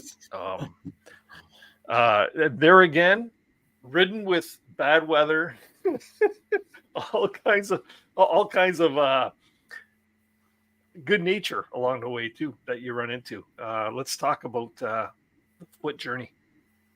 Journey on foot. Yeah. So because, well, I mean, ideally it would be nice if you could just canoe all the way from the Gulf of St. Lawrence north into Labrador, but all of the traditional routes no longer exist because Hydro-Quebec has dynamited and dammed all of those traditional travel routes that would take you up, like the Manicouagan River. And there's just, I mean, it seems almost every other year they make a new dam somewhere. And of course I knew this. So I was like, well, there's no real feasible way of doing this. And for me, I mean, I was following the Falcons and I was like, whatever it takes to do that is what I'm going to do. So if I have to leave my canoe here and hike 1,000 kilometers to get beyond all these hydro dams, then so be it. So that was a bit like saying goodbye to your best friend. But I made sure that the canoe was in good keeping before I did so. And this is maybe a prime example of the kindness of strangers. This was in rural Quebec, so I knocked on a few barns and farmhouses and was seeking someone who would keep my canoe safe on their farm until I could reclaim it a couple months later when I got back from the Arctic. And luckily for me, everyone in that area was just as kind as everywhere else on my journey. So I did find someone who would keep the canoe safe in their barn. And then I set off into the mountains, and that's the Laurentian Mountains. And I had to get around the big hydro dams until my plan was to hike around all the hydro dams and then get a second canoe once I'd bypassed all the hydro. And I didn't have any exact plans on how I would actually do that, but I knew that once I got around them and I got up to Labrador, I would come to Labrador City, and that's a town of about 7,000 people. And I figured somebody's got to have a canoe there. It's Canada after all. So I'll just find something, whatever it is, even if it's an old leaky fiberglass thing that's been patched a dozen times, whatever. I'll make it work somehow, and I'll just paddle the rest of the way, 1,300 odd kilometers north to the coast of Ungava. So that was the plan, and that's what I did. That was in some ways the most physically punishing aspect of the journey, hiking on foot through those sections, because, well, one, I was starving. Two, it was the height of black fly season, and it was incredibly wet and cold. Temperatures were like consistently about 10 degrees below seasonal norms, which is a very cold May, June, and very just incredibly wet. But I always try to look on the bright side. So the upside was that there were no forest fires, which was definitely a positive. So I can't complain. Mm-hmm. The one thing I noticed with the book is it seemed like you never ever walked out of the spring weather, even in July. You know, in July, you still had single digit freezing weather, and the weather, the rain. Half this book was dripping from rain. Yeah, I think I saw it snowed, or it's either snowed or I saw snow on every month of my journey, because of course I'm going north. So I started in April when there was still a late April snow in southern Ontario, and then in May, because I'm farther north into Quebec, there was still a little bit of snow and some wet snow into June, and there was still snow and ice in July when I reached the end of the journey. So, yeah, I was moving north. So that's an accurate way of putting it, that I was basically in spring weather the whole way. Mm-hmm.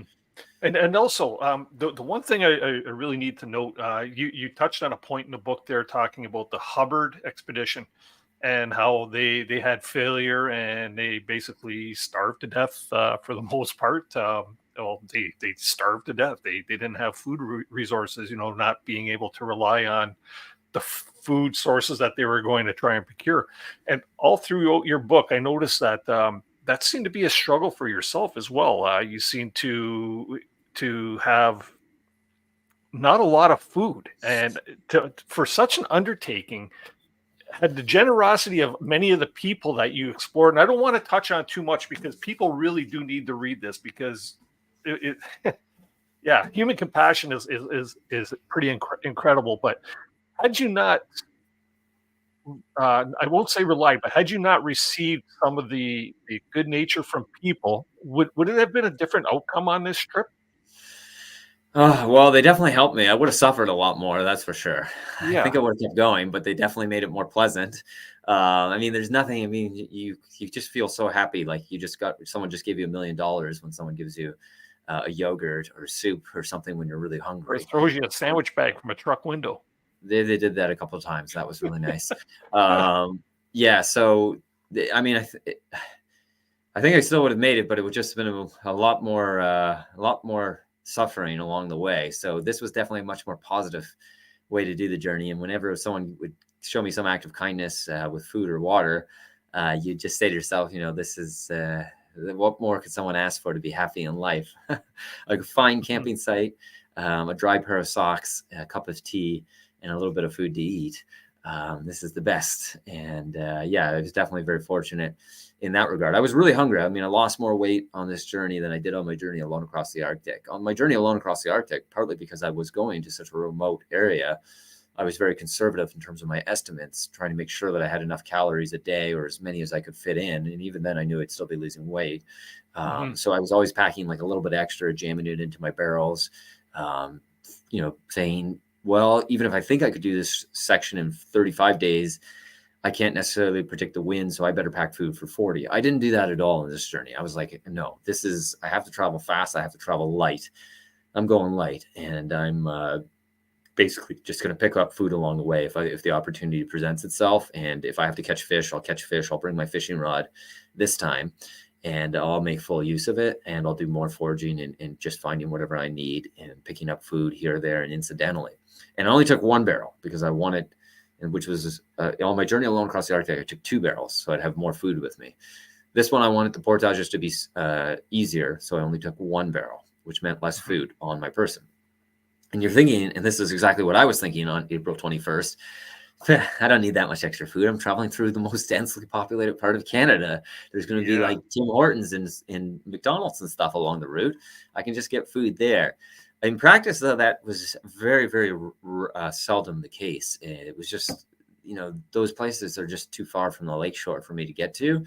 And although all the strangers were nice, as I'm sure every canoeist can relate to, it's just pushing it a little too far to leave your canoe unattended in a major urban area. So my canoe and I were tethered at the hip, and if I couldn't, I wouldn't leave it. So I couldn't just run off down a road and go grocery shopping for the most part.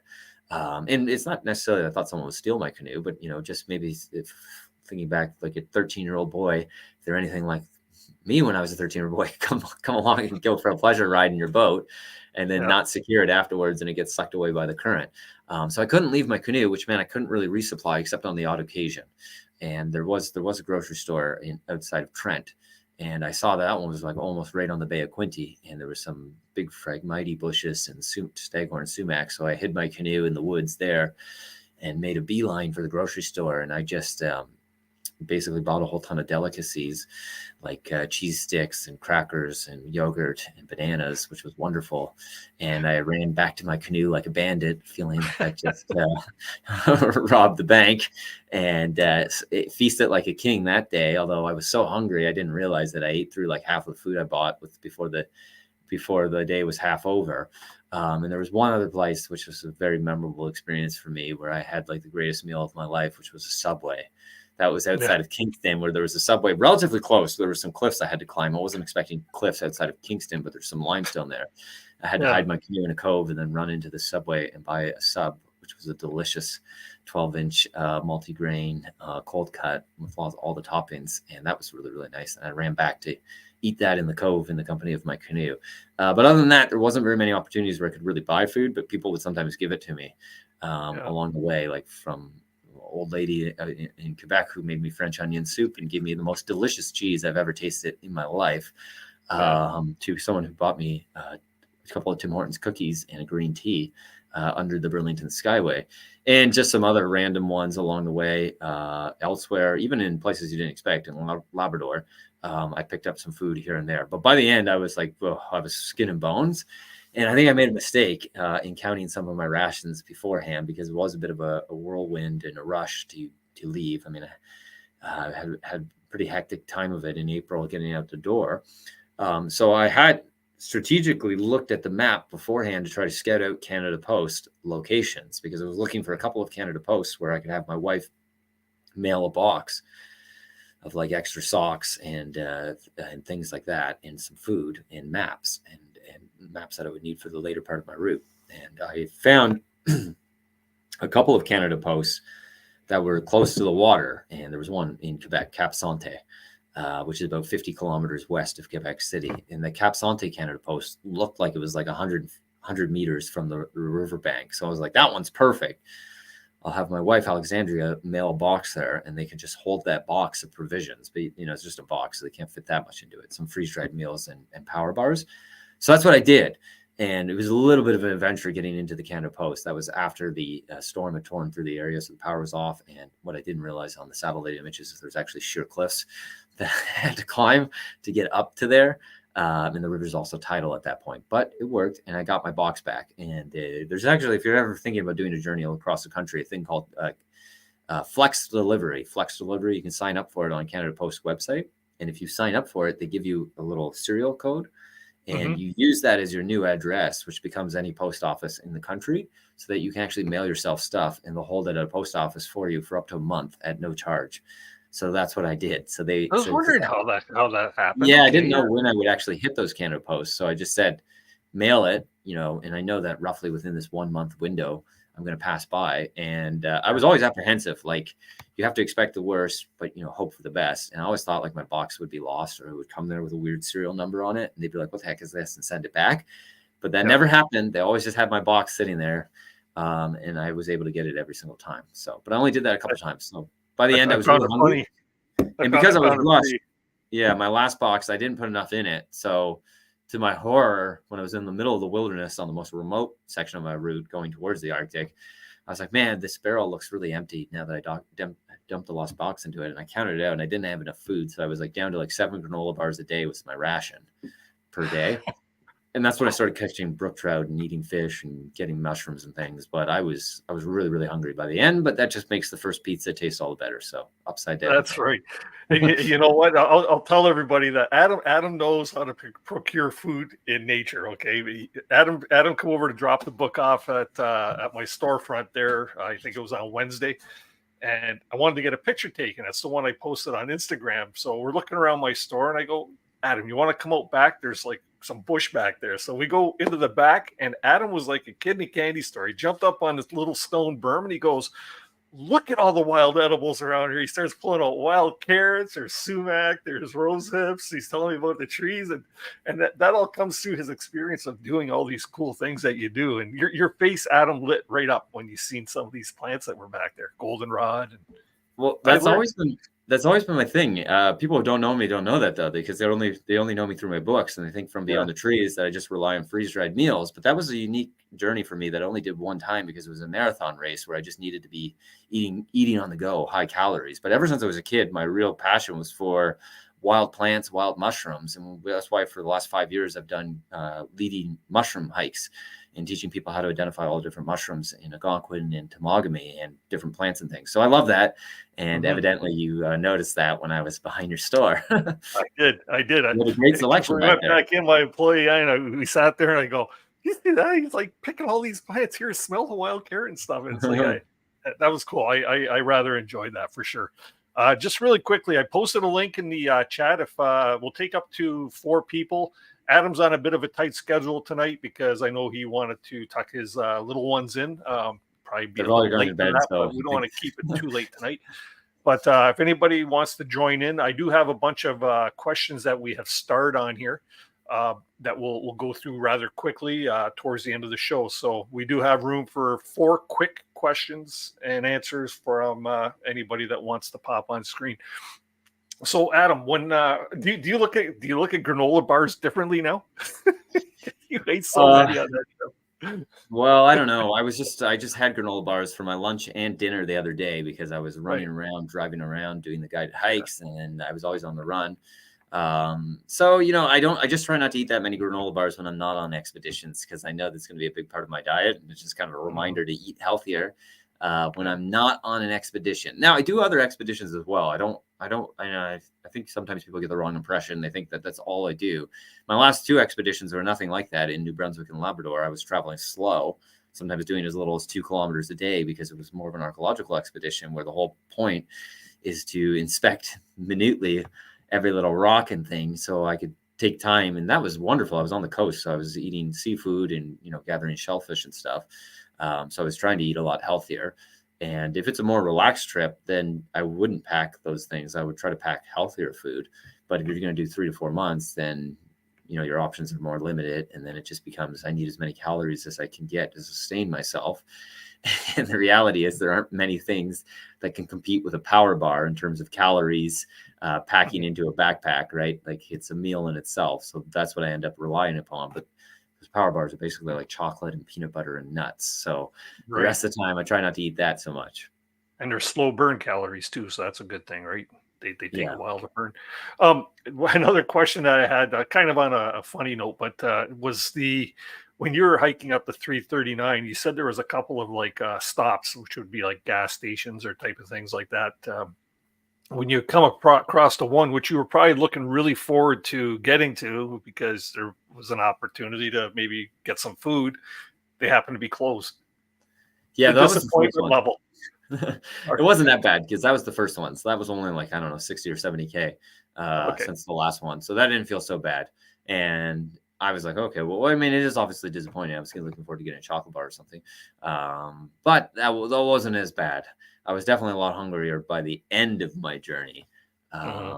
Yeah. So no, I've faced worse disappointments than that. Yeah. Okay. That's pretty cool. I see Brad Wood just popped into the chat here. I'm just going to prop his, there we go. Brad says it was an honor meeting you on the trip. I have a tent peg to return you at some time. I remember I was like, hey, I lost my tent bag like on the very next night when I was setting up. which would have been, if I remember correctly, at Crystal Beach. It was deserted because it was still in April, so no one was around. It's mostly like seasonal homes, and I ended up camping on the beach there. And I was like, oh, I'm missing one of my tent pegs. And it's good to know that you have it, because I'll definitely come back and reclaim it if you still have it. But thank you, Brad. So now, when you finally reach your finishing point here on the trip, thoughts when you reach the end, what's the mindset? What's your thought process when you reach the end? Is it like, thank goodness, or is it like, is it sort of like, a letdown that the journey's over? I know you have family to go back to, but is there a letdown? No, there wasn't. When I did my journey alone across the Arctic, it was bittersweet, the end. There was a part of me that didn't want it to end. I was really in the zone. I'd become so accustomed to my routine. I was having, I really loved it. It was a hard journey. There was a lot of challenges. I was certainly hungry. So there's a part of me that was looking back forward to having a shower for the first time in 4 months and getting some decent food. But it was a bittersweet ending. There was a part of me that really didn't want my journey alone across the Arctic to end, because I had become so used to, like, this is what I do every day. Paddle and make my camp and enjoy the wildlife and the solitude. So it was a bittersweet ending, but not so this time. No, it was more of the first thing you said, a relief. It's over. I came through in one piece. It's a surreal feeling that it's finally over when you've been part of it for the last 3 months and looking forward to it before that.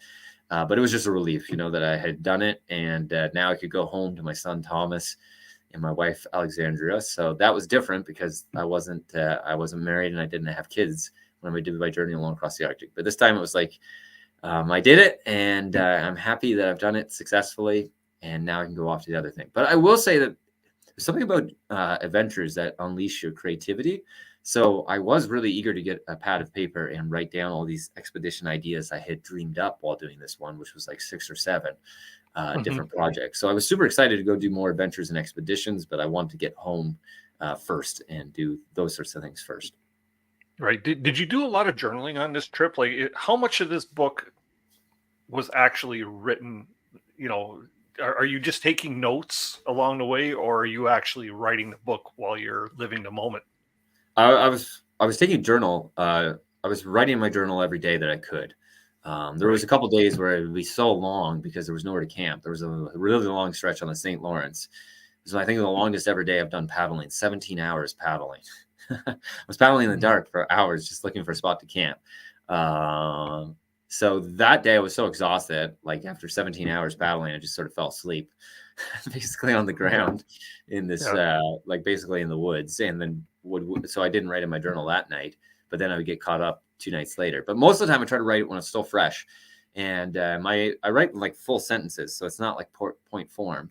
And that's basically the rough draft of my book. I type it up and polish it all up and refine it and make it better. But my journal is like the core of the book.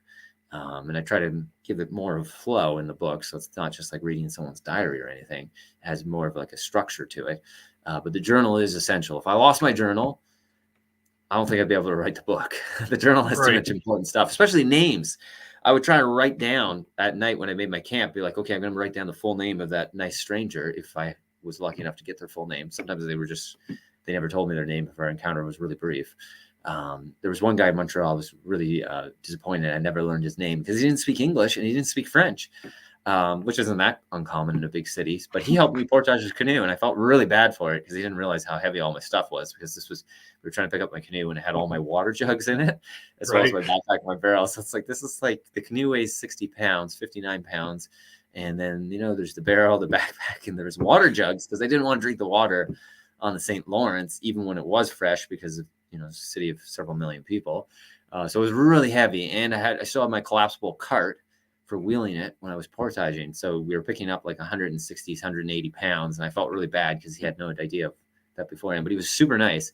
He helped me quite a bit. Full stories in the book, but I never did learn his name, which I regretted, but he was one of the nicest guys I crossed paths with. So there was all a little bit of that.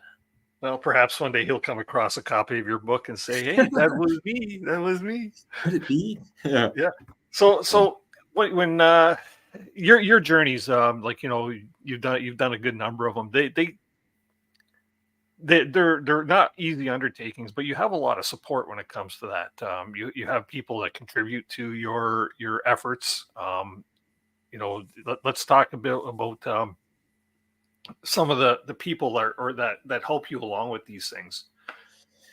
Oh, I'm very lucky in terms of both expeditions and books that I have a pretty good network of people who are helping me behind the scenes. So my wife, Alexia, her family's from Poland originally, and Alexia, if you ever wondered, because I spell it both ways sometimes in my books, is like kind of like the Polish nickname for someone named Alexandria. So anyways, Alexandria, she's like my go-to person for expeditions and all things computer related. Like, I don't know if your viewers saw that when you're like, your microphone's not on and it wasn't working. We had to figure that out before. So she basically sets up all the stuff for me. She's my graphic designer and all of these things, organizing my guided hikes and mailing me my supplies and doing all kinds of things. Whenever I have to buy some piece of gear, it's usually her who does it. She does all the research. It says like, this is a solar panel, and here you go. I did the research and I bought this for you. Or same with other stuff as well. I mean, I guess I do some like paddles and personal items, but she's really good with all that kind of stuff for me. And so she's really good with all of that. With the expeditions, I've been very lucky. Novacraft has been a supporter of mine for the last 8 years, giving me canoes and things. And they just built me a new canoe this summer, which was going to be a 17-foot canoe because I wanted one that wasn't just for solo expeditions, because I do expeditions occasionally with other people. And my good friend, Zach Junkin, who I did an expedition with in Labrador, wrote about it in the book, The Whisper on the Night Wind. We did a second expedition, was just hiking and a little bit of canoeing with a raft, or paddling with a raft, I should say, up in the Rockies. We were retracing David Thompson's route through the Athabasca Pass. We did a couple expeditions together, and then we were planning a third for this September. And I got in Novacraft very graciously built that canoe for me. So Novacraft has supported me, and so has the Royal Canadian Geographical Society. I'm honored to be the Westaway Explorer in Residence there. I've been Explorer in Residence at the Royal Canadian Geographical Society for the last almost 5.5 years now. And I definitely would have a much harder time trying to mount expeditions without their support. A really talented guy by the name of Chris Prater, who's a high school teacher, a couple of years ago showed up at a book event I was doing in London, Ontario at Highland Cinemas. And I was doing a talk. And then afterwards I was signing a few books for people. And I saw this younger looking guy with a paddle in his hand. And it was a short paddle, a black paddle. And I was like, oh man, what is this? Does he want me to sign that paddle? It's all black. I don't think the Sharpie's going to show up on it. And he said, I made this paddle for you. And a few people have been nice enough to give me paddles in the past, but they're usually like nice wood carved paddles because they know that I like wood and I used to build canoes with my father. But this was like a carbon fiber paddle. So I thought this was a little bit strange. And it was like a bent shaft one, like a racing paddle. And it had like a skull on it, if I remember. Pretty sure it had a skull on it. It was the original logo he had. He's changed it since. And I was like, kind of accepted it with some skepticism, but I'm like, okay, well, great. And he's like, yeah, I designed these and I built them. And I brought it home with me and I had it sitting in my office with a bunch of other paddles people have given me. And when I was doing this journey, I hadn't used one of these paddles before. I had used bent shaft paddles, but I hadn't used, obviously, his paddle that he had designed and made. And I ended up using it and it was amazing. And he started a company basically from his house called Ripple FX, and they make amazing paddles, and I highly recommend them. And I fell in love with that paddle. He has since given me 2 more paddles. And then he comes into the story in the book where the Falcon flies a bit when I broke the paddle. But his company is called Ripple FX, and I'm really grateful for his support. And he designs and makes these paddles himself, and they're pretty amazing if you want to be able to travel fast. These carbon fiber paddles, which are light as a feather. So I've had his support and the support of many other people, too numerous to name here. Was there anyone specifically you wanted to hear about? Well, no. That's great because there's more than just Adam Shoalts behind these expeditions. Yeah, you're the muscle and the traveler, but you know what? It takes a team, doesn't it, to do exactly what you're doing, right from Alexia all the way down to your supporters. You mentioned the fact that you're Westaway Explorer in Residence at the Royal Canadian Geographical Society. What exactly is that? Can you tell people what that is? Because a lot of people might not know what it is. Sometimes I wonder myself. Well, I've had a long relationship with the Royal Canadian Geographical Society, and I've worn many hats there, from writing for the magazine to doing fundraising and speaking engagements. But I started doing expeditions for the Royal Canadian Geographical Society 12 years ago, back in 2011. And that was just sort of a one-off thing where I'd be doing projects on a one-off basis. So each time I would do it, I would have to come up with proposals and reports and submit them to the expedition committee and wait for approval, and either receive the approval or not receive it, as the case may be. And then, as 2011, 2012, 2013, 2014, 2015, 2016 went on, I would keep doing expeditions, sometimes for the Royal Canadian Geographical Society, sometimes I did a few for MEC, independent of them, sometimes on my own, sometimes with Novacraft, sometimes just for my own pleasure. But I was always kind of on the Royal Canadian Geographical Society's radar, sometimes in the magazine, sometimes doing flag expeditions, as they call them, carrying their flag. And then after 2017, when I did the 4-month journey along across the Arctic, they said, well, why don't you just be Explorer in Residence at the Royal Canadian Geographical Society? And they have a couple other Explorer in Residence. Everyone does slightly different things. There's George Karunis. He's a storm chaser. Jill Heinrich, she's an underwater explorer doing cave diving. And there's several others beside that. Ray Zahab, a couple others. So they said, why don't you should just become Explorer in Residence now and do expeditions full time. So you don't have to be doing all this paperwork and applying every single time. So that's what happened. And that was in 2018. And I've been Explorer in Residence ever since. Westaway Explorer in Residence was in 2020 when the Westaway Foundation started supporting me. So Westaway Explorer in Residence. And basically it just means I do expeditions for the Royal Canadian Geographical Society, a huge range of them. Some of your viewers may have heard of one of the other projects I have going on called Snake Quest, the Great Canadian Snake Quest, which is another passion of mine, which is reptiles and amphibians. I thought to myself, I find all these snakes. What if I tried to find every native snake species to Canada? There's about roughly 25 different snake species native to Canada. So I have a website called snakequest.ca, which is for classrooms and helping students learn about Canada's reptiles, why some of them are endangered, what threatens their habitat, what we can do to help them. And we have range maps for the different species. And I just look for different snakes and try to photograph them in the wild. I found a dozen different ones so far. I have 13 more to go. Most of the remaining species are out west. So I have to go a little farther afield, but it was nice. I mean, along the lakeshore of Lake Erie, I could find almost 8 or 9 species right close to where I was living. So that was relatively fun and easy. And some of my other Royal Canadian Geographical Society expeditions are more archaeological, historical research, looking for lost explorers, investigating early archaeological sites or Canadian history. Some of them are long journeys, but there's a little bit of everything that goes into that role. And there's more information about that in my books and on my website. Excellent. Gee, that sounds like another show for the future, eh? The reptiles. That's awesome. Well, you know what, Adam? Let's take a few questions here, and we'll lead that into the wrap up of the evening. But like I say, everybody, you got to pick up a copy of this. What we've touched on tonight is just basically the tip of the iceberg for this book. It's going to captivate you. I can almost guarantee that. Let's see here. I've been starring throughout the evening a bunch of questions. So this is going right back to early on in the show. So some things may have been answered or whatever, but we'll cover them. Pray for Nathan. Nature Show was asking, where's the portage around Niagara Falls? Well, if it depends what you mean. I mean, if you mean a portage in Algonquin Park, there's no actual portage sign that I'm aware of that says this is the start of the portage and that's the end with someone with a canoe over their head. Of course, there was a historic portage there. And if you go to Niagara Falls, there's still a portage road that reflects the old portage. The old portage was more than 200 years ago. The first Welland Canal was built in the 1820s to bypass Niagara Falls. Before that, anyone traveling by boat, whether canoe or ship, had to bypass the falls on foot. And as you can imagine, this was quite a strenuous and time-consuming undertaking. Ships could come up the Niagara River about as far as Queenston, maybe, and there's a pretty significant current there.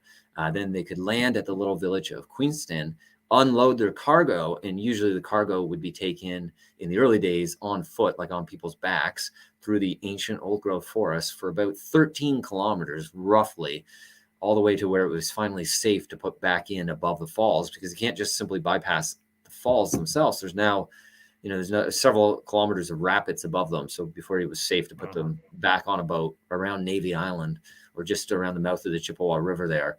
They could load them back into boats, and then that could go the rest of the way up the Niagara River all the way into Lake Erie and then points beyond. Same with the canoes, basically.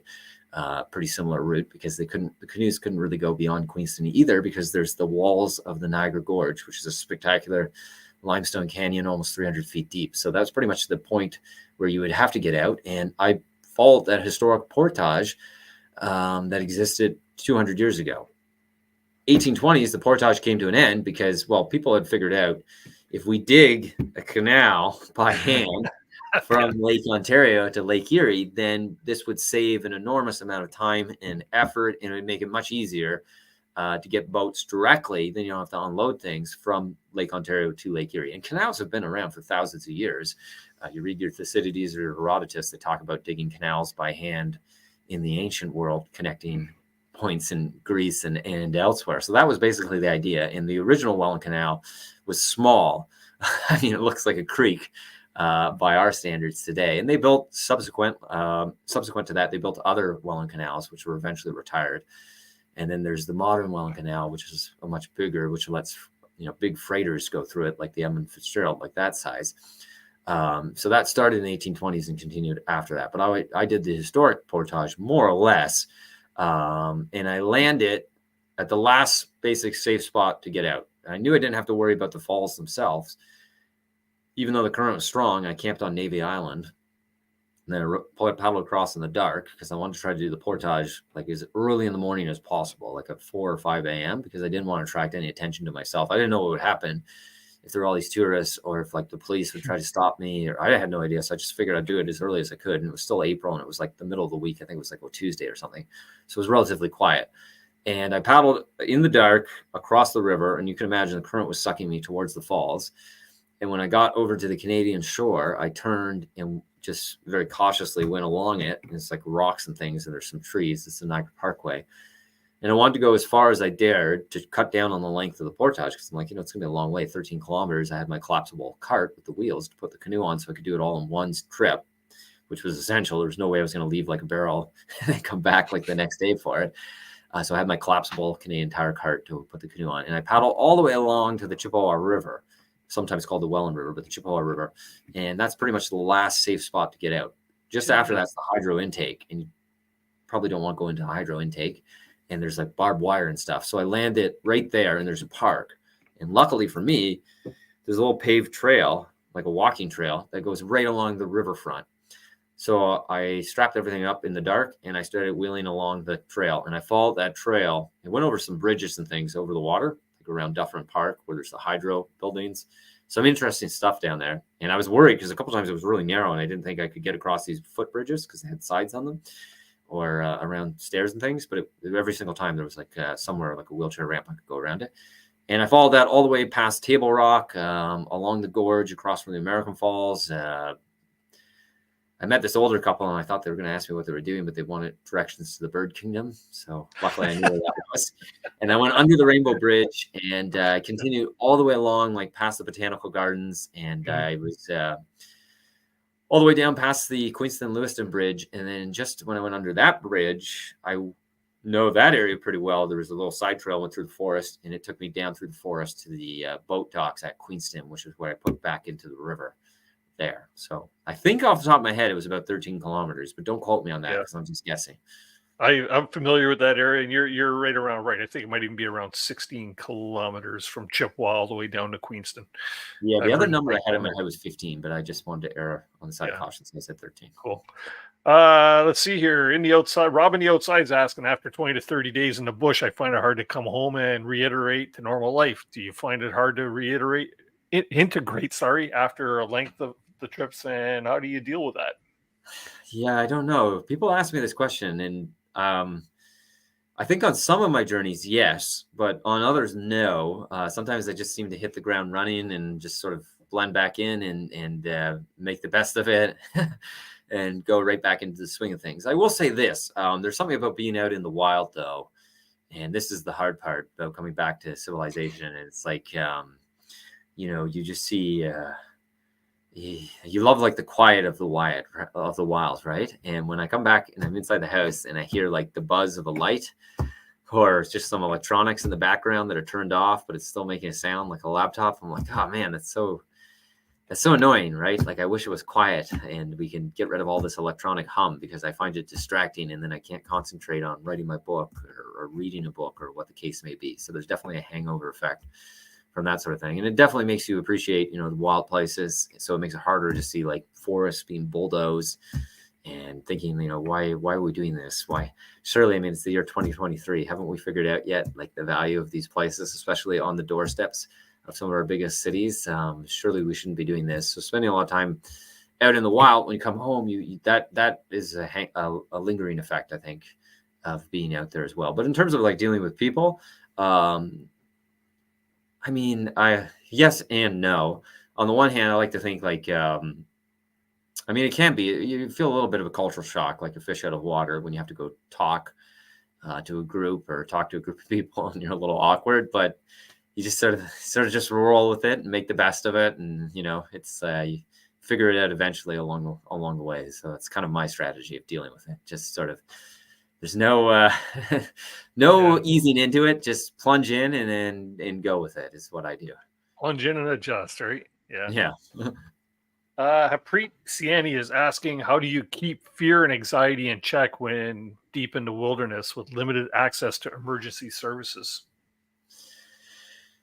Well, reflecting on my last journey, I was, after dealing with those experiences at like the break wall at Port Colborne and hydro intake and giant freighters, there was a bunch of like close calls with freighters running around on the St. Lawrence, and storms, and trying to find a place to camp like under the Burlington Skyway.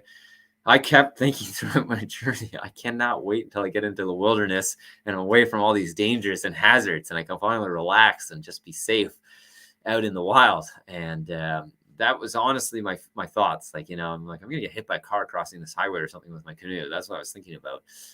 So I think in some ways, and I'm sure that at least some of the viewers would relate with it, which is like, it can seem dangerous, especially like when you're just looking at someone's book or slideshow. But if you're being safe and responsible as a canoeist in the wilderness, I think the dangers are relatively small, right? Like, I don't do anything crazy. I'm not some sort of daredevil. If I see some crazy like class 3 rapid, I'm not going to go paddle through it. I'll land and go around it.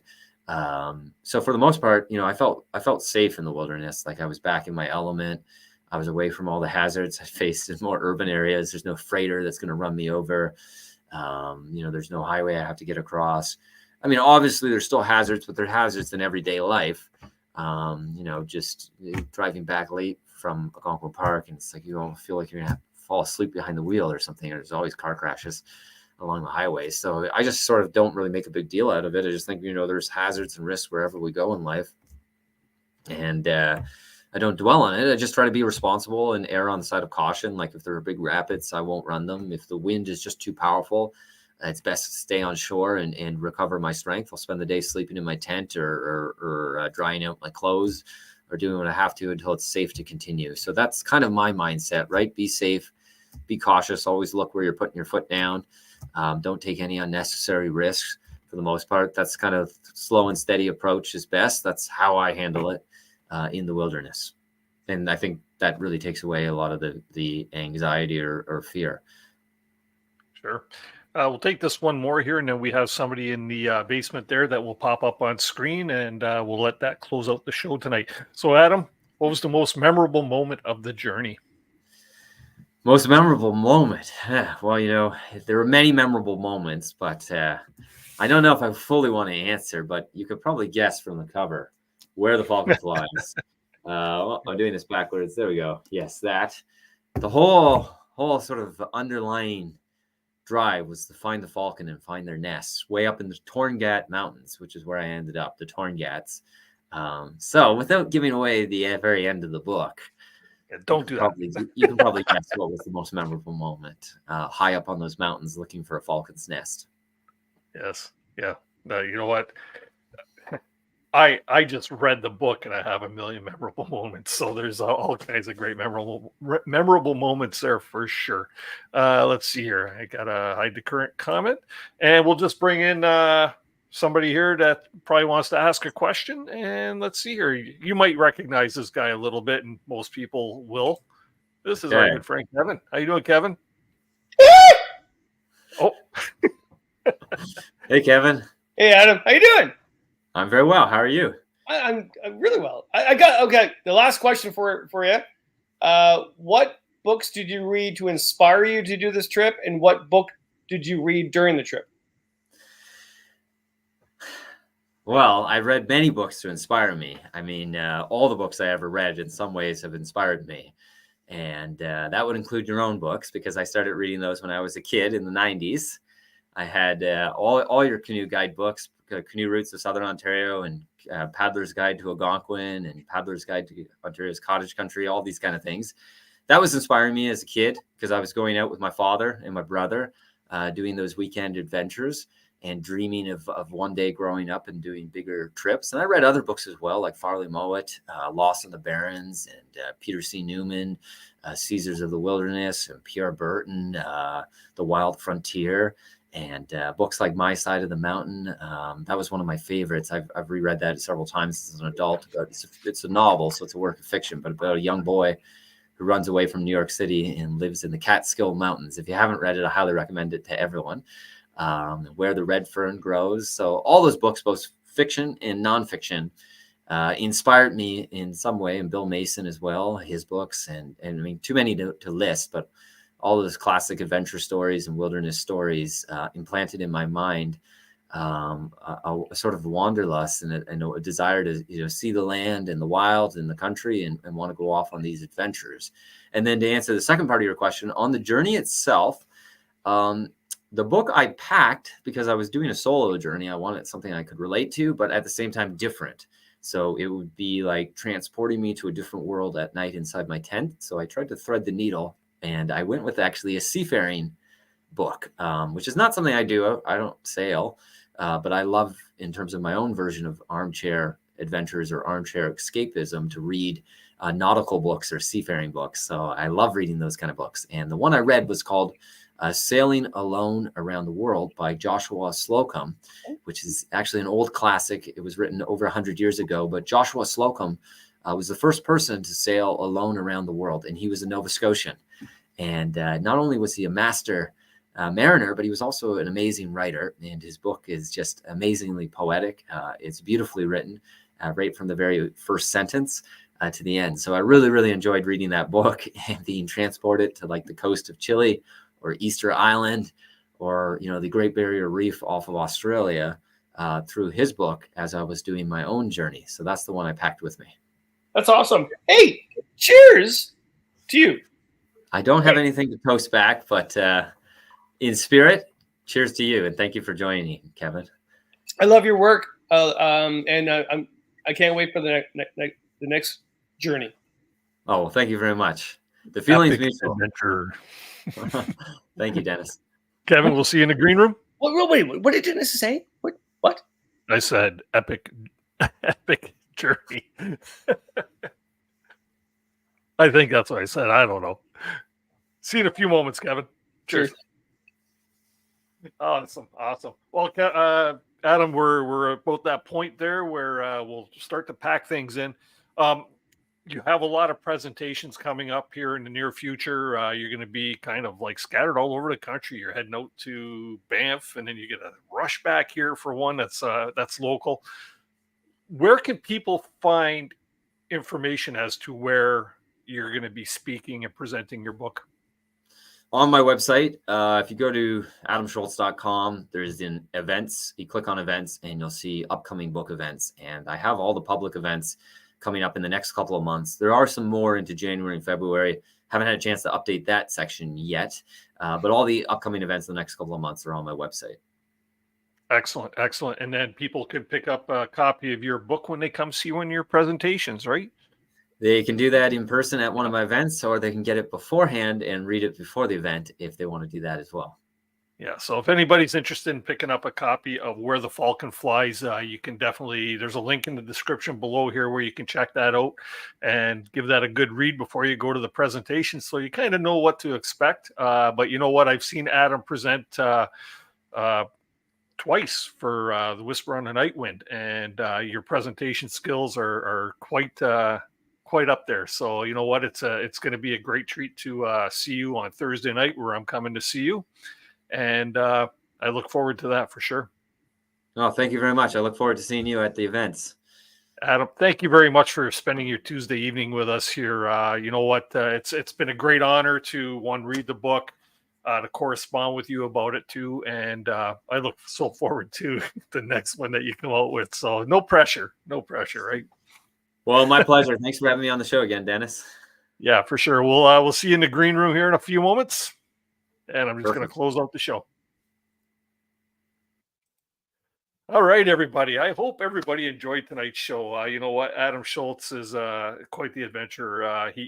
This gentleman knows how to tell a story. It's easy to tell a story when you live the story, right? So by all means, Where the Falcons Fly, you can actually pick up a copy of that. There's a number of different places. They actually ready for public to receive tomorrow. Tomorrow's the official launch date of the book. And so if anybody has pre-ordered copies, I'm sure they'll be getting them within the next few days. Like I said, you can check out Adam at one of his presentations that he might be doing here, there, and everywhere. And, get a copy, get a signed copy is always a nice thing too. Let's see here. Just a couple of quick announcements before the show finally closes out here. We will be back next Tuesday evening at our regular time. So obviously there's no show tomorrow because this was tomorrow's show. But next Tuesday evening, we are going to be featuring Wyatt Black. He was a contestant on the History Channel's Alone series, season 10. And he'll be joining us to, tell us a little bit more about his time spent on Alone. And we'll get to learn a little bit more about Wyatt Black. So be sure to mark that on your calendars and tune on in next week. If you want any updates as to what's going to be happening here in the near future, you can follow us on Facebook. Our Facebook page is CANOEHOUND'S Outdoor Adventure Show on Facebook. And we usually post all the links and news as to what's coming up and what's going to be happening. To our new channel members, thanks very much. If you haven't already sent me your email addresses, please do, your mailing addresses, so I can get your perks started for your channel memberships. It's going to include all your channel membership decals. If anybody's interested in becoming a channel member, down around there somewhere is a join button. Please click that. Have a look and see if it's something for you. Great way to support the channel. And then also, if you haven't already hit that subscribe button or the thumbs up, that really helps us with the YouTube algorithms. Would greatly appreciate it if you can actually do that for us. So anyways, my name is Dennis. This has been CANOEHOUND'S Outdoor Adventure Show with Adam Shoalts tonight. And remember, people, please do keep the adventures alive. We'll